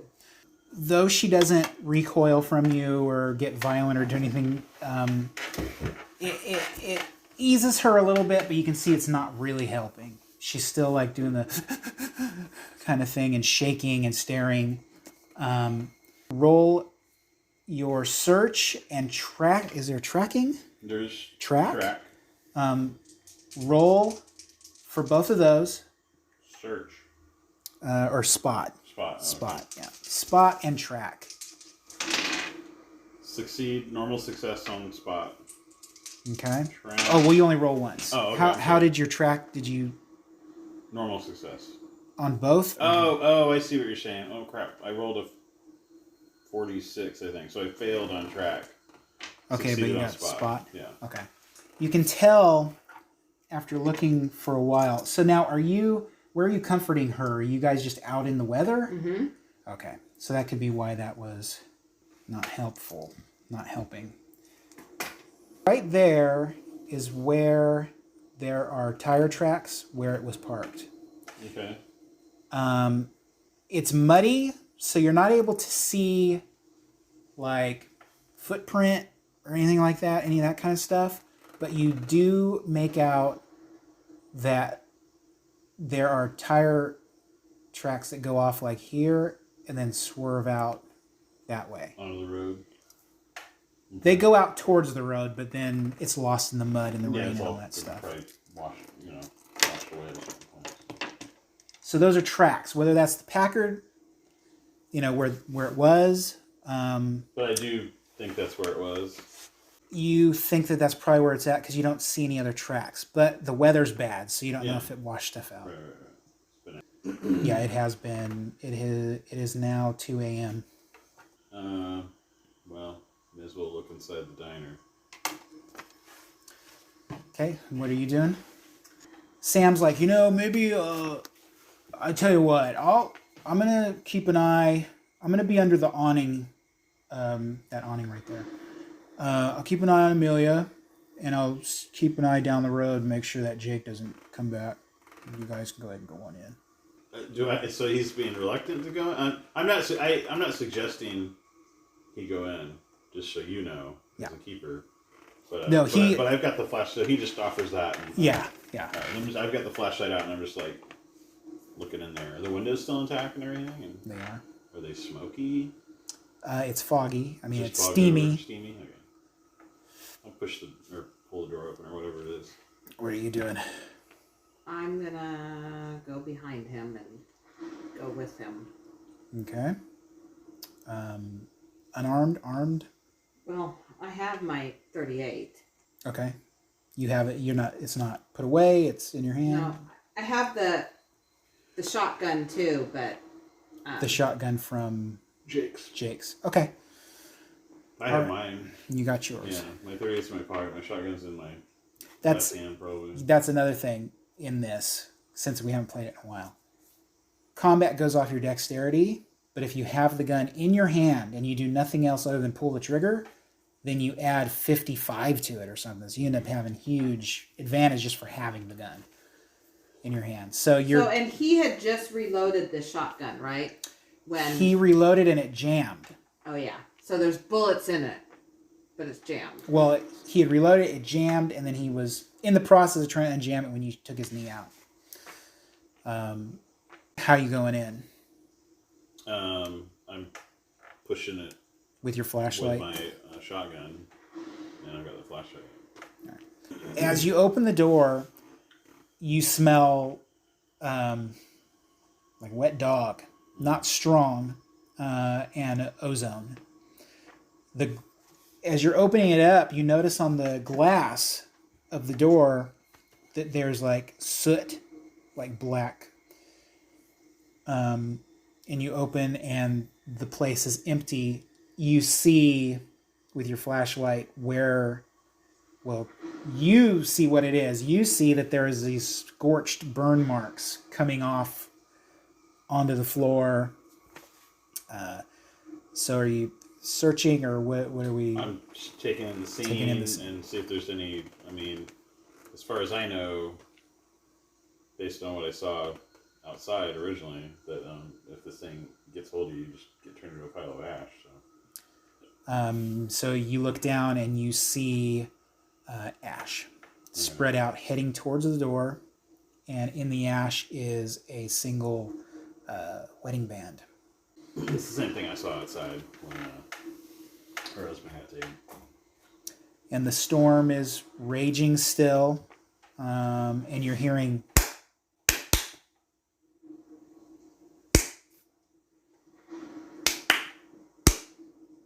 Hacking? well, that kind of Yeah, that rhythm. But what? What in that rhythm? clanking. Clanking? Okay, maybe it's the back door. All right. Let's take a walk around and. Well, maybe the waitress took the car. What happened to her? I'll start looking around. I'll start going through and let's say you say it came through the ceiling. Where did it come through? Back over here in the kitchen. All right, I'll start going that way. All right, and what are you doing? I'm walking through with him. Okay. Both of you roll some spot check. Oh, fail. Super fail. Fail. Okay. It's still dark in there. The storm and the wind and the slamming of that. It sounds like a door slamming, sort of like the cottage, is distracting. You see the black coming from the order window, and there's a streak of burnt char where this thing made contact. Make your way back to the kitchen area, and you see up in the corner there is rain coming in and lightning flash, and there is this hole that's like the size of a basketball, rough, and then down below it you see where it made contact with the stove and stuff like that. And then in the corner you see the back door is open and flapping. I'm gonna run and grab the back door and lock the deadbolt. Okay. Alright, so she probably made it out. Those doors were secure, so. I think that we need to secure this place and hole up for a bit, see if the storm lets up. I don't think there's any way we can secure it without a hole in the roof. And I mean, if that thing can get through stainless steel, I mean, there's really no material we have that can stop it. I mean, we may as well just sit in the car. Suppose we could hole up in the office next door. You do remember it was fairly secure. Yeah. I mean, in a garage. Yeah, why don't we do that? So you guys go into that office by the garage and lock everything up. There's a main window out towards the road. Lightning's flashing. And so you're all sitting in there, and Amelia's quiet. Her eyes are swollen and red. Sam's quiet. He's sitting there with this look like he just can't believe everything that's happening. And Jake, you just left him out there, right? Mm-hmm. Gave him a chance. It is 3 a.m. It's been an hour. Things are quiet. Any ideas of what you guys would like to do? You still have the notes from the house? We should probably look over those, see if there's any kind of indication of what this thing might want. Oh, Amelia's like, I wish I had never come here to visit and then to stay.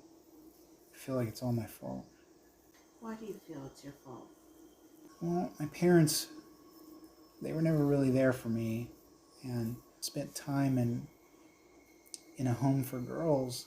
And when my grandpa retired, he wrote to me and he told me that he could live, I could move and live with him and be safe. But I feel like everything that's bad has happened since I've gotten here. So Jake thought that it was because of you too. Why would he think that? I don't know, Jake. I don't know that man. I think that he's just superstitious, just like anyone in this area. And he said he's from Bridgewater, and that place is full of talks of black magic. But my grandfather wasn't. He would never do anything like that. He was a doctor. He tried to help people. What do you think we should do? I don't know. Can't make heads or tails of this. It's like he kept the thing in some kind of a lead casket, maybe? And used it to treat people? She starts kind of whimpering at, remembering that. Because she did say, and she says, yes, that thing came from that box. As a kid, I was told never to touch it, not even to look at it. But I had no idea that was in it. And I have no idea why my grandpa would have that. He had it ever since I was little. Even when I talked to my parents about it, he had it when they were little. They remember my great-grandpa having it. Yours seems to detail how to use whatever that thing is to heal people with whatever ails them. Comes out of the casket, does whatever it does, and goes back in the casket. But does that mean we have to do that to... Did we? It was like a box, though, wasn't it? It was just like It was a a box. little box, little lead box. Did we take it? Did we have it, or did we leave it? I think you left it. We left it. Then it was sealed with a strange wax. Yeah. You had found that wax in the drawer. Did you take it with you? Did you leave it out? I don't remember. But so those journal pages are sort of like an English, French. It's hard to make out because you see words and stuff that are in a weird, I don't know if you have other language or whatever, but it's like a weird French and some unknown language. I have French. Yeah, I have a you? tiny little bit of French. You can choose to skim that, take an initial look at it, and remember what, Do I roll my French? So this will take, how long will this take? This will take an hour, and you would roll your language French. The thing to remember, though, As if I fail. is that, well, the thing is that some of this stuff is dangerous for the mind. No. Well, I pass. So I pass with a hard pass. So you suffer 1d4 SAM loss as this terrible realization. Well, I'm insane. Well, where did you go? 1, 2, 3. I am below the Threshold? Threshold. Okay, so you're temporarily insane. That, as you see her reading it and translating it in the French that she does know, her eyes get big and she starts to sweat. And she sees this, comes to this realization. And roll 1d10. 2. so horrible is the realization of what this is. You have suffered from psychosomatic disability. So you've either gone blind, deaf, or lost the use of your limbs for 1d10 rounds. So for 6 Okay, rounds. So at least it's not So let's see. a persistent thing. Let's see what it is. You've gone blind.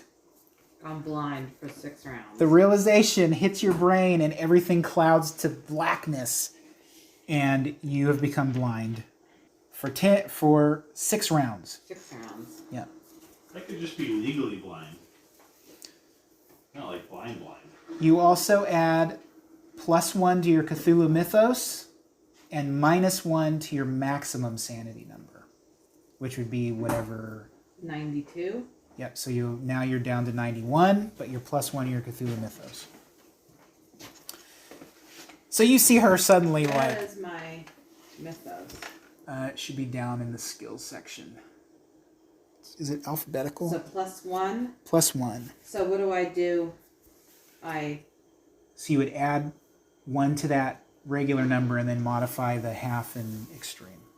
What you realize is that this old-timey country doctor has this heirloom that's passed from generation to generation, at least from what Amelia was saying, her grandparent, her great-grandparents' grandparent. And it is this thing that would get rid of ailments that people had or thought they had.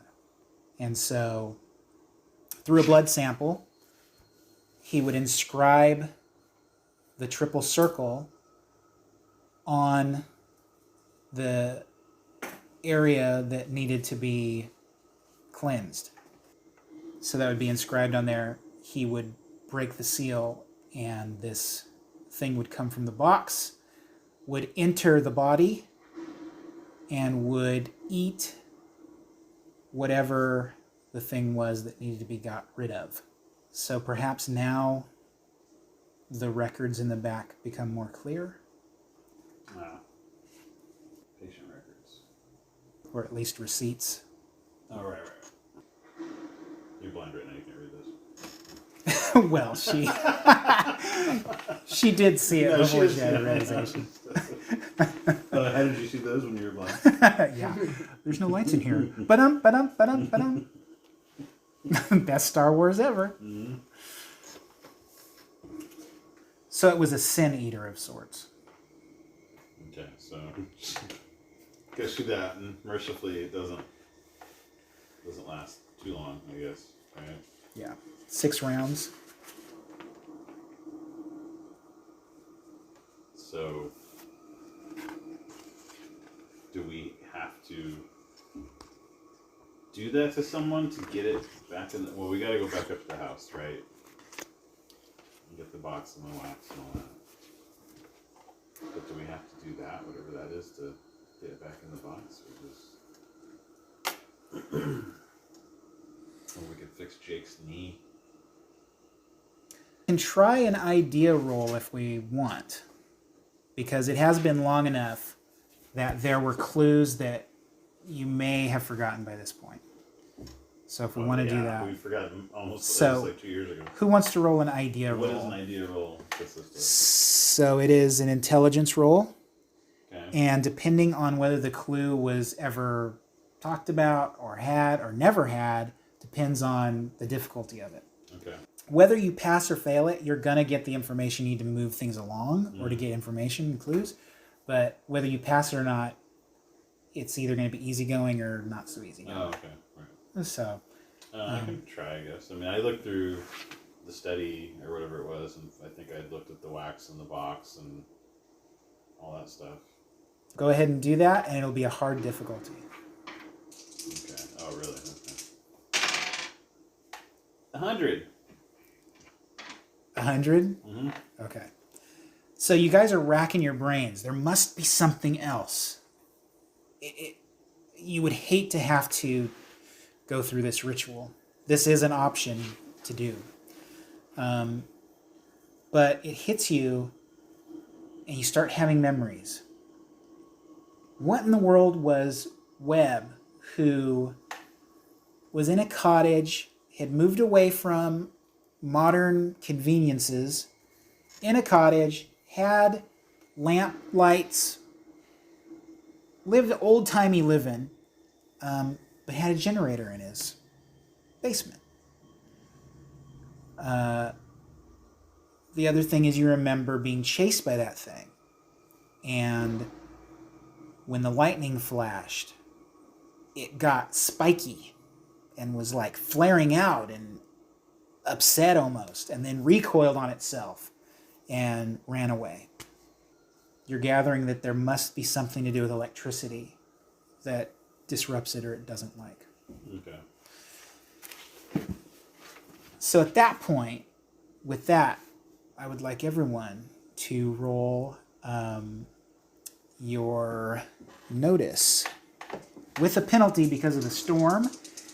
Or spot hidden, or what are we Is there a notice? No. God, I always get those confused. Yes, a spot with a penalty. I succeed with a 19. I got 99 with both rolls. Okay. Roll out of. Well, I'm blind, so that does make Yeah. a lot of sense narratively. True. How can I spot hidden if I can't see? Good. I'm glad I rolled two 99s. It made sense. At that moment, there's thunder and lightning, and the front window smashes open, and the deadlight has appeared. And it is crashing through the window and is within a few feet of her. So And we're in the office? you're in the office. So is there a way out of this room? There's the side door that led into the garage where you were searching. Okay. But now... I'm going to grab Penelope, I guess. And what is yell at dexterity? everybody else. My dexterity is 55. And then yours is 50, right? My dexterity? Yeah. 75. 75. Okay, so the deadlight is too fast. It's caught everyone off guard. And it reaches and tries to attack Penelope. You see one of its silvery tendrils reach out and try to grab onto Penelope. So you just hear this noise, this smashing window, and everyone is like, oh God, and they start screaming, and Amelia and Sam panic, and you're like, whatever you say. And Well, instinctively, I'm going to jump away from the window, right? you could choose dodge. Yeah, this thing is reaching for you. You don't know that, but instinctively you're dodging away. So roll your dodge. Okay. Ooh. 2. Extreme success. So you are able to get away from this thing. You see it reach out, and it has like this little, like, forms into a hand, and it reaches and tries to grab her, and she tumbles and jumps right out of the way just in time. But you see this thing. Roll for sanity. Maybe my blindness helped my sanity. Well, if you don't know what it is. Okay, so 1 loss. And then roll for POW. Fail. Again, you can't believe it's amazing this how this thing moves and all of that. So it's over to you now. Well, I'm going to try and get out of the room, but I don't know if I'm able to do that. Okay. Yeah, so you see that there's a door there, so you can try to get out. Yeah. You have your flashlight, or... Yeah, I'd probably still have that, yeah. Okay. and there's other people who are running for the door. Amelia and Right. Sam. Right. She's blinded on the ground. Oh, so, well, I wanted to grab her and go for the door. Okay. Yeah. Go for a strength check with a penalty die for being mesmerized by its beauty. Both succeed. Difficult success. Okay. So you grab her up and you guys exit into the garage area. And this thing is continuing to like slither in through the window. You see behind you the glow of the thing. And so it's back up to it. And the door you see like swing open as it bumps against the form, this jelly form. And it's slithering in, it's moving. And where are you guys at? Do you spread out? Do you stay together? Or I guess I could roll for Amelia and Sam. So they stay together, and they're heading towards the back door. What do you guys do? Because it's moving. I guess I'll follow. And I'm Pull Penelope along. scrambling along. Okay. At this point, you see your eyesight starting to clear.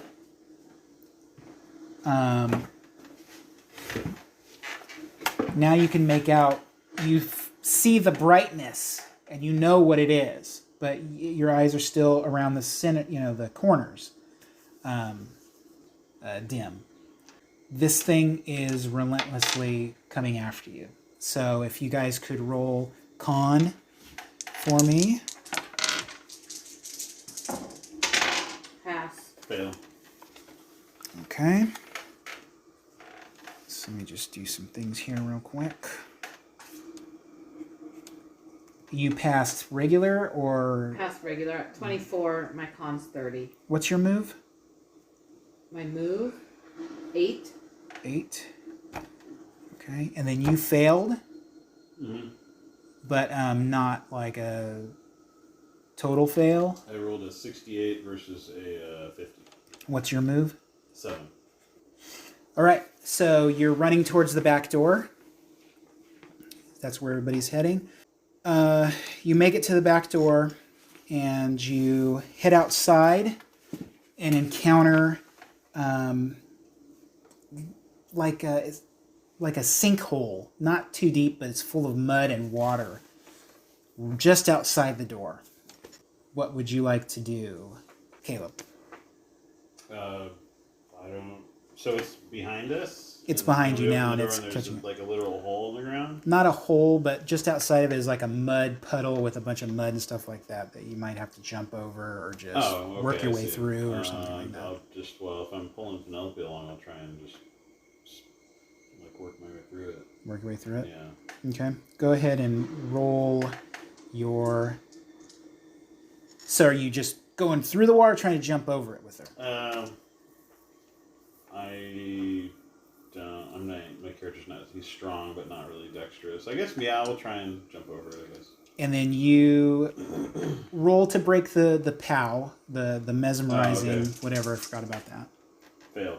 Okay. You'll do your check with a penalty die. What am I checking? What'd you say you were doing again? I'm sorry. Jumping, so dexterity. No. I fail. Okay. Penelope, you were hanging on to her. Yeah, trying to. At this point, your vision has now cleared. It's storming and raining, but you guys have slipped up, and you're in the mud, like flopping around and stuff. You still have a chance to kind of like leap over it before you get like bogged down. Okay, I'm gonna try to leap. Okay, do jump or dexterity. Pass hard. Okay, and then is there anything else you'd like to do? At this point, you see that Caleb has fallen down, maybe over a exposed root that's under the water in the mud, but he's fallen onto his knees and he's trying to get himself up now. And you see the glow of the light as this thing's coming through the door. Well, can I try to grab his hand? Yep. Yank him? Strength.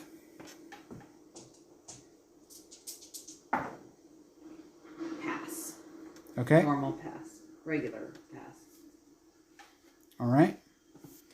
And then you see now about 15 feet away the dead light coming through the door, and it is just like hovering over that mud. So it's avoiding going over that mud. So then we start again, and it goes back to Caleb. So at this point, your ankle is spraying, and you're kind of like trying to shake off what happened. At this point, you can roll for POW, but you won't be able to really like do anything this round. Okay. Fail again. Okay. Still mesmerized by this. You keep looking back, and maybe that's distracting you from like getting the tangled root or weeds or whatever off of you that she pulled you out. So then it goes to you, Penelope. You see him struggling, and you see the dead light probably about 15 feet away. So it's just paused there? The dead light? No, it's hovering over the mud, and it's kind of skimming through the water and the mud towards you. Okay. Reaching with its little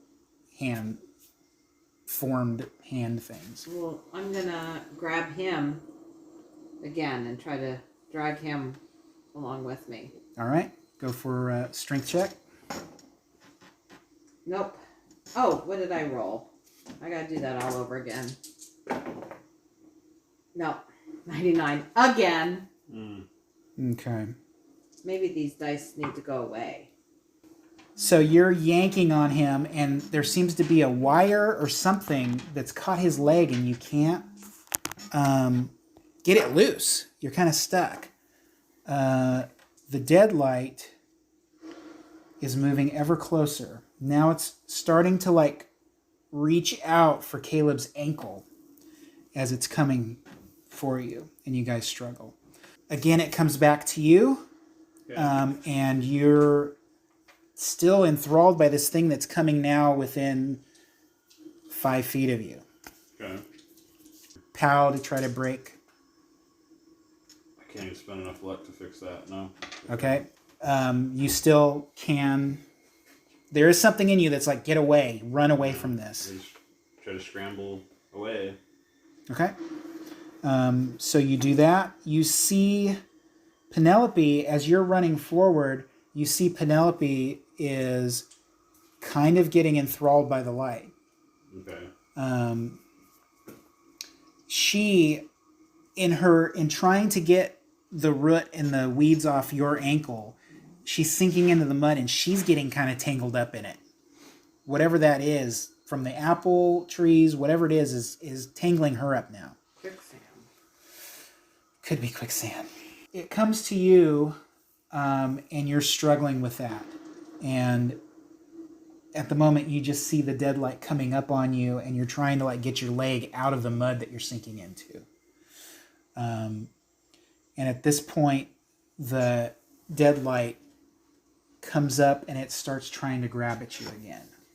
Am I close enough to the edge of this mud to like flip backwards like on my back and try to scramble? You can try to dodge, yeah. Okay. Yeah. It's going to try to grab a hold of you. And do I roll? Yes. Ooh, okay. So I have luck. Yes. Can I use 5 luck to pass? Yep. You're just able, as this thing swings out and reaches out for you with four stretched arm-like things trying to envelop you and pull it to you. You're just able to get your foot loose and flip backwards onto a bunch of like gravel and some mud. So we go back to you. Okay. So you see that like, you know, the dead light is right there reaching out, and she just flipped over, and she's like over here, and the thing is like kind of like weaving its way towards her now. And she's struggling to try to get up. So. Okay. Would you And like to I'm still tangled up? Or... no, you were able to break. She helped break you free. Oh, okay. But now you're like 8 feet away from her. Okay.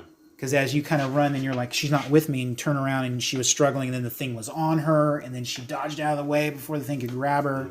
I'll try and grab her and like pull pull her away. If she's like laying down, just pull her out of the reach of it. All right. So for strength with a penalty die is this thing, unless you want to try to break. So that's all I can do. Just if I try and break the mesmerism. No, that's just something you can do each round to try to get. I'll try that. Yeah. I fail. Okay, so it'd be strength with a penalty. Succeed. 70. Okay, you're able to run back and help her up, and you guys are like back at it again. Okay. It looks like she's lost a shoe at this point. Now we're back to it's back to Penelope. Yeah. Right? I don't know. I think so. I think it was her, Mac. So it's back to you. So we're out the back of this thing now. Yeah, you're about here, about 20 feet away from that door, and about 8 to 12 feet away from that deadlight. He ran back and grabbed you. You lost your shoe. You both kind of slipped a little bit. You struggled to your feet, and you see the thing coming towards you. I'm running away. Okay. As you're running, you see that there's like rocky outcroppings and some bushes and stuff that you'll need to try to go around or jump over or bust through. So what do I use to do that? Strength would be to bust through the bushes. You would use dexterity to try to jump over any. I'll use of the rock. dexterity.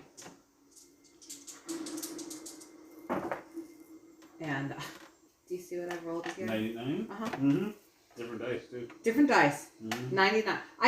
I've never rolled this like holy cannoli. Okay. Go back to you. I'll try and just crash through the bushes. All right. First I'll try and break the mesmerism, which I do.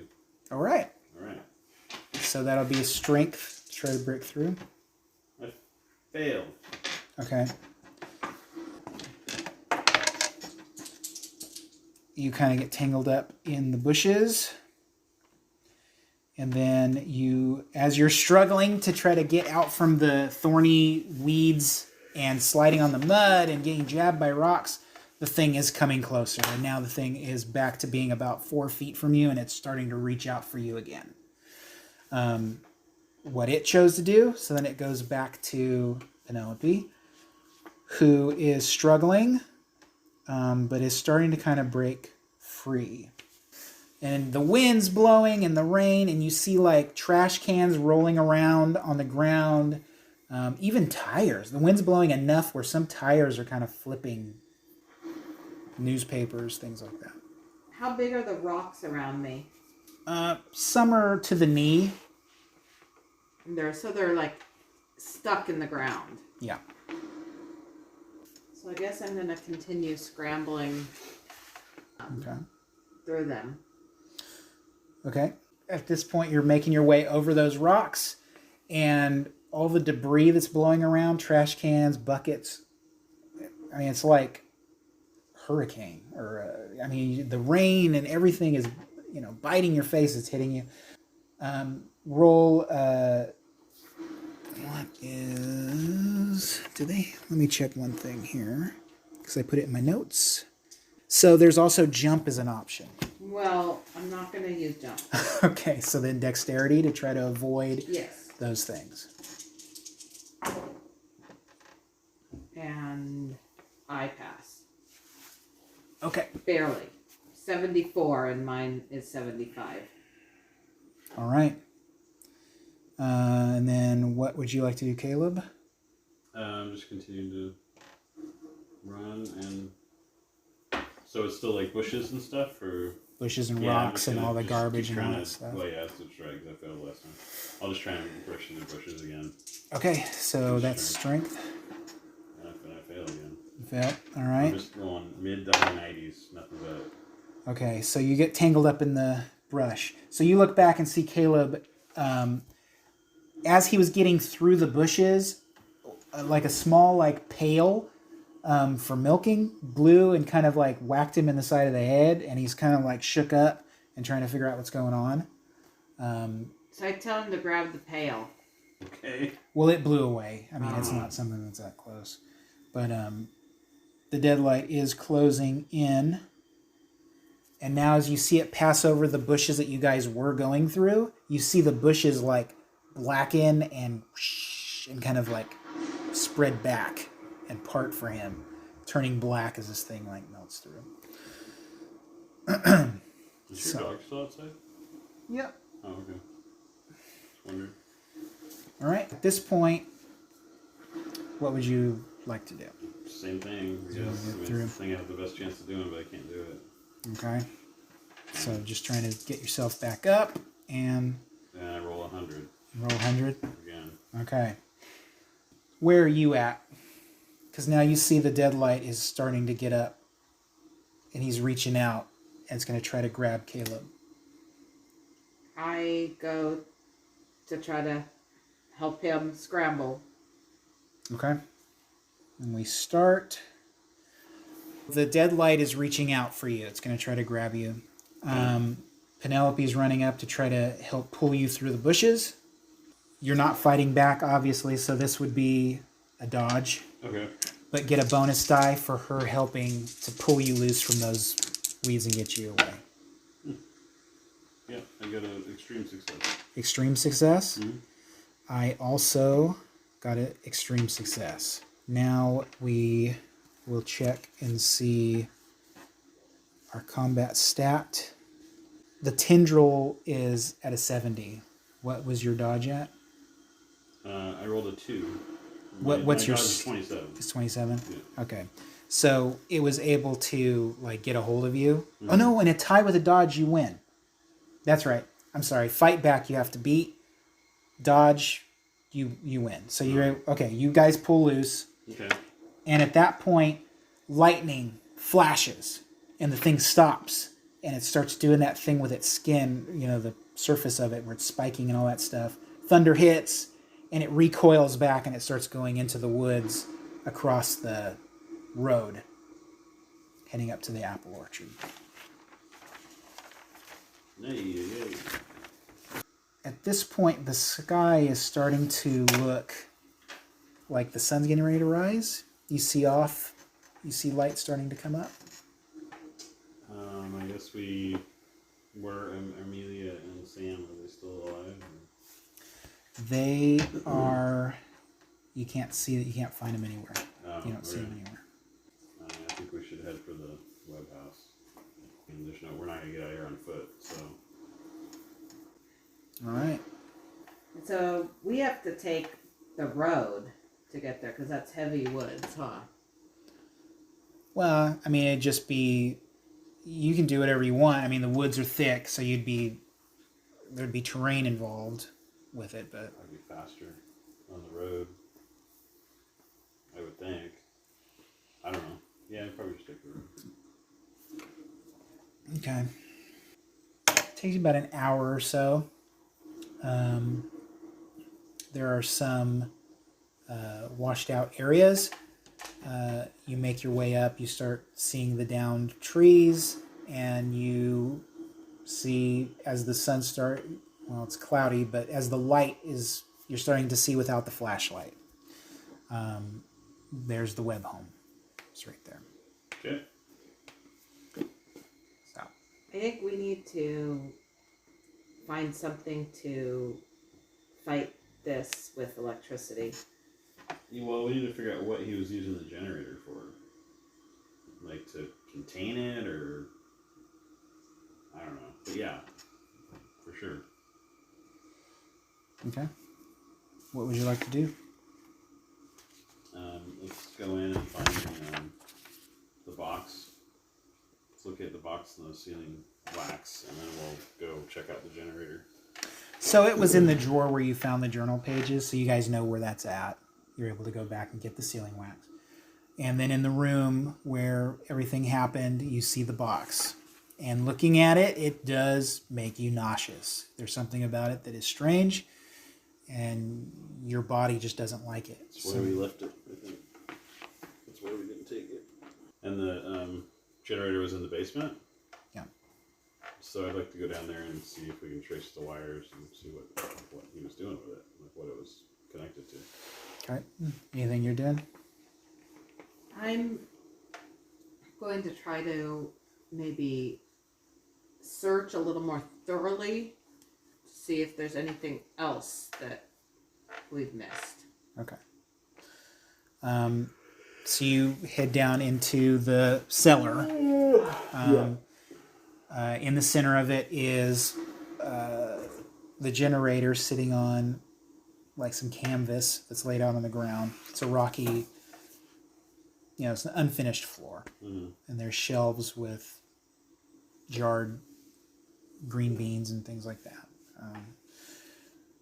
The generator is not plugged in anything. There's no cables going off of it. There's a cable like coiled next to it. And you see that it runs off of not gasoline, but kerosene. Yeah. And there's some bottles of that on the shelf. So so there's just cables coiled. So he hooks it up to something. Well, you see it's not hooked up to anything, but coming off of it is a cable where you could hook it into something. But then again, this cottage is not set up for electricity.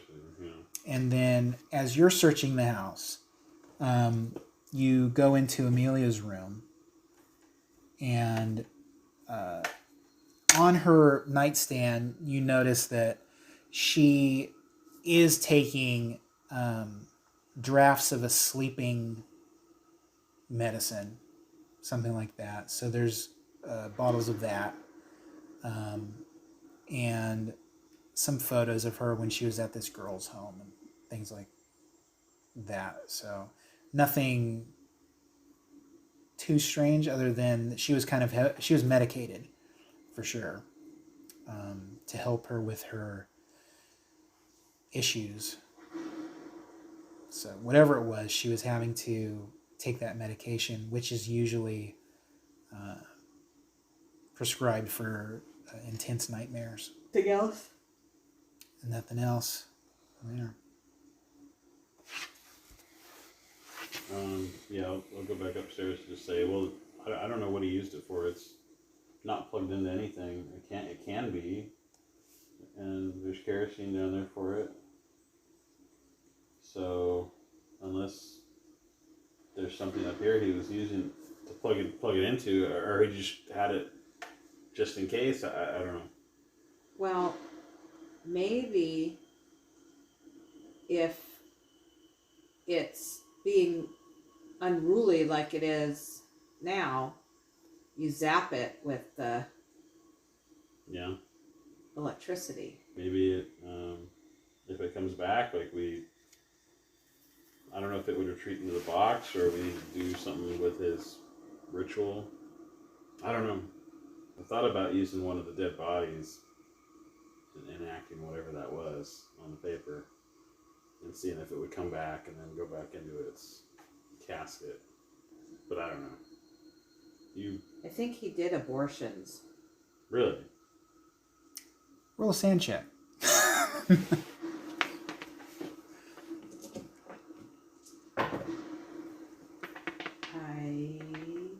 You are more than certain that some of the most disturbing things that has caused your episode of insanity is the fact that he was performing abortions, and that ledger had names of, and that was going on for what, a decade? It was going on for a long time. Mm-hmm. And some said ×2, so some had twins. I mean, all that sort of thing that drove you over the edge. Where are you guys at in the house? Probably in the drawing room or whatever it was, the study or something. I don't know. Whenever I was done, I was just going to go up and find Penelope wherever she happened to be. Okay. So, I don't know. So at this point, you hear screaming outside.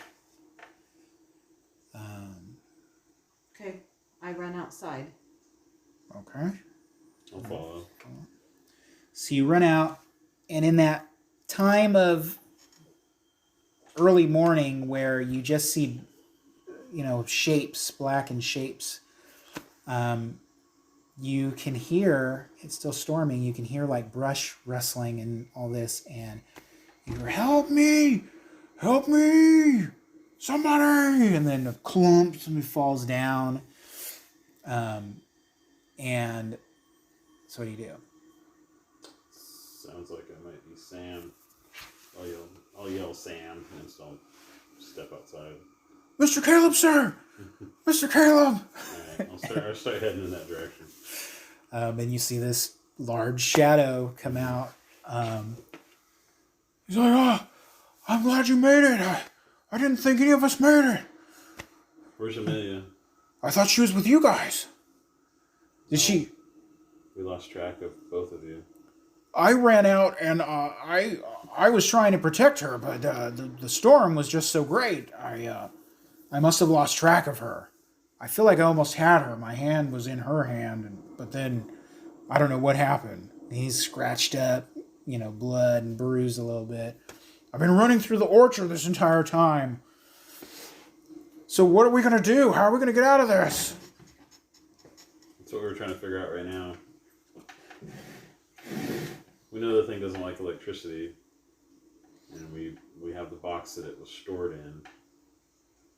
Well, let's put it back in. Yeah, well, that's the question. How do we do that? Well,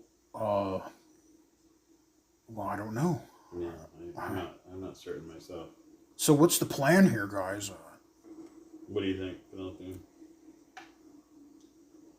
I mean, at the very least, like, we could hole up in the basement and we've got the generator. But unless we get out of here, that's just a temporary fix. So I don't know. We need to look at the ritual that he has described and see if there's some way we can use that. So roll psychology. Both of us? Nah, nowhere near. Oh, I pass. Behind me. You see the deadlight coming off of the roof of the cottage. As you guys are talking, I noticed Sam staring. Yeah. So you guys just have enough time to try to dodge out of the way of this thing that's plopping down. Alright. So, gonna dodge. You see the reflection of light shining off of Sam's cheeks. His fat cheeks. Can I roll? Yeah. Ooh, fail. I'm nowhere near. There is pushing rolls and luck. I don't have enough luck. Then you I guess could I'll push it. What is push? So push is you get to re-roll, but if you fail, something bad Okay. will Well, happen. yeah. But you have to explain what you're going to do differently. Okay. I am going to try to leap back onto the porch of the cottage. Okay. So, like, towards it. Okay. it, but All right. What are you trying to do? I don't know. So we're on the porch, basically? Just off of the porch. I guess I'll dive off the porch. Well, you are off the porch just in front of it, so she's trying to jump back onto the porch because it's coming off the top of the cottage. Yeah. So you can either try to follow that or jump out of the way or do something. so I got an extreme success.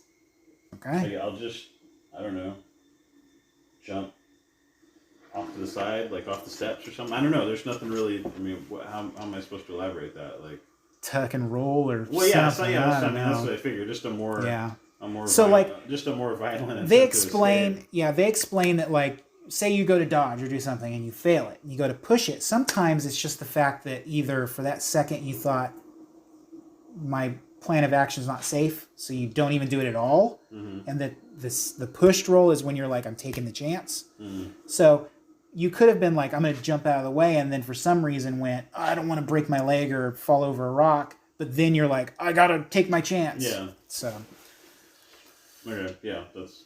So yeah, it was going to be that if you failed it, the thing was going to fall on you and Sam. And with you, I if got an extreme success, dude. so, yeah, if you would have failed that, you would have broke your leg. You would have fallen over and hit something. Yeah. You guys jump out of the way, and this thing lands on Sam. And you hear him, "Ah!" And it like comes off of him, and then it starts crawling up the sides of his head, like it's going up his body, the tendrils. Crawls, it goes like this. His eyes are huge, and then it starts going into his nostrils and his mouth. And he's like, and he's like swallows it all down. It starts going, and this is going to cause sand checks. Or you're temporarily. Am I still temporarily insane? Oh no, you're not. Yeah, you got to roll again. I succeed. You succeed. Okay, so that's And going to I be fail. 1 point. Okay. And I fail. So when you're temporarily or indefinitely insane, which you are, I'm indefinitely insane now, not temporarily. yes, because you went over the threshold. Okay. That means any sand loss, even one, will cause a bout of madness. So we roll again. In a second, we'll roll again. Should have marked it. Oh, I did. This time, let's do this. Roll that. Catatonia. I'm catatonic. So seeing this thing entering, this huge thing, shrinking in size like it did when it went through the keyhole, into his nostrils, his ears, and his mouth, you just freeze up and you just stare at it. And then you lost 1. So you're like, Jesus Christ. It completely goes inside of him. And he's standing there. And he's like, and you start seeing the glow in his mouth. And his eyes start like turning red. And then they bulge and they pop like ripe cherries. And start bleeding down his cheeks. And his veins start turning black. And he's like reaching out for you guys. I'm gonna grab Penelope and yank her inside the house. And his fingernails are turning black. Are you even looking at this point? No. Okay. So, wet dog, all of that stuff. You're smelling all of that. And burning flesh. And you go running inside. What do you do? Can I still talk? Now you're catatonic. Catatonic. I guess I drag us to the basement. I don't know. So you don't know how long it's going to take a man of that size to be consumed by Right. the deadlight. So my thought is that you go grab that generator, fire it up, and plug it into To the body. the body. How big of a generator was it? I have the impression it's huge. It is, right? Okay. Oh, Yeah. it's It's huge. not small. Yeah. So it's not like No, I have the impression it's like half a car. oh. It's large. I guess back in Computers were entire buildings 20. back then. Did they even exist? I don't know, in the 20s. The difference engine was in, 1800s? Well, I don't think it got made at the time, but whatever. All right. It was like a calculator. So you're taking her down into the basement? That's all I think to do. I got the box and the sealing wax, and the generator can make electricity, so I don't know what else to do. Okay. Yeah. So roll strength to try to get her down there. 61 out of 70. All right. So you managed to get down in there. And as you're downstairs, you look up, you see the floorboards, and you start seeing the light through the cracks in the floorboards. So it's coming into the house now. So you see that it's right above you. So what do you do? I'll fire up the generator. Okay, so you're putting It's got the kerosene in, Yeah. trying to rev the thing up. Make a mechanical roll for me. What? mechanical. Mechanical repair. Mechanical repair? I don't know how mechanical repair failed. Is there any luck? I don't have 63 points left. No, 64. Okay, so you're trying to get that thing to turn over. It's like trying to figure out that maybe you need to prime the pump, something like that. And now you see it's starting to turn black above you, and the light's glowing. And it's like right above you. and it's starting to burn away, like dime size. Anything else you can Keep do? trying. I don't know. Keep trying. Yeah. Let's see what. Where's my reference sheet here? Well, there is. Electrical Okay. repair, mechanical repair. It's all the same. It's 10%. You would probably know how to start a generator in a non-stressful situation, right? What is your education? 76. So there's the no roll. Okay. That's your sheet doesn't have any of that stuff, huh? Where it says no roll. Yeah, no, it has no. Yeah, no idea. Yeah. Yeah. Give that a roll to see if you go, okay, if I calm myself down, I know I need to prime the pump, I need to redirect stuff. Yeah, I get a hard success. Okay, so this thing kicks to life. And it's like, nom, nom, nom, nom, nom, nom, nom, nom, nom, nom. And now this is getting to the size of like a tea saucer. And the goo is starting to like come down through the hole in that. Okay. I'm going to grab the cable and... Okay. If I can... So you grab the cable and you see that it's cut off like that. There's no metal exposed. So, you know, you're probably going to have to expose some wires on that cable before you can. Oh, okay. So. See if I have a pocket knife, I guess, or I don't know. Is there a pocket knife? Yeah. Okay. Do you have any knife or anything on you? No. Shall we roll luck? I have handcuffs. Sure. Current luck is... You just roll your current luck, right? Yep. Fail. Okay. So you're trying to figure out how to Is it expose just those like wires. Just a rubbery casing? I'll just try and rub it against the wall. Okay. And just rub away the rubber. All right. Yeah. So do a strength with a bonus die. This thing now is like coming down into the basement, and Penelope is like catatonic in the corner. You got it? Yeah, I got a hard success. You've exposed the wire. The generator has generated enough juice, you figure. You start seeing it kind of... And you see it kind of spiking a little bit. So what do you do? I jab it. You jab it. Yeah, with the exposed wire. You hear this kind of noise, and the thing spikes and does all this sort of stuff. And let's see. So at this point, it's still coming down. And you're holding on to it as it's coming down.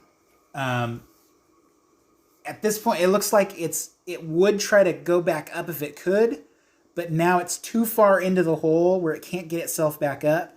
So it like plops down. From looking at it now, you'll need to roll a POW to see if you'd become mesmerized by it. I'll spend some luck. I'll spend 3 points of luck. Okay, so its sickening beauty is right there, but you're able to shake that. And so now what do you do? So it's just laying there? It just fell down, plopped down, and now it's kind of coming towards you, and it's coming up onto the generator, and it's smoking. The generator's starting to smoke. I'll jab it again. Keep on it? Yeah. Okay. Let's see here. I'll yell at Penelope while I'm doing it. I'll have the box on the ground somewhere nearby too. Okay. All right. Roll brawl. Yeah, hard success. All right. Jab that thing in there, and you start seeing it like spiking, and it stops advancing, and it starts kind of slithering back, and you see it like start to shrink, and more, and it like comes off the electrical charge, and it's spiking, and it spikes, and it comes down into a tiny little ball, and then it just blinks into nothingness. What? So roll sanity for that. Yeah, I succeed. All right. 1d3 Sam loss. Go insane. Yeah. 1, 2, 3. I just go over the threshold. Okay. So at that point, roll this. I faint. I pass out. Pass out. Which is what most Lovecraft protagonists do. Yeah. when faced with things, because they don't know what happened. They do the thing and then they don't know what happened after that. Okay, I need to make notes here. Oh, don't worry, these characters are retiring after this. You faint out, everything goes to black. And then Penelope, she comes, eventually comes out of the catatonia. The right word? And there's light shining through the hole coming from the open door of the cottage. And the rain has finally stopped.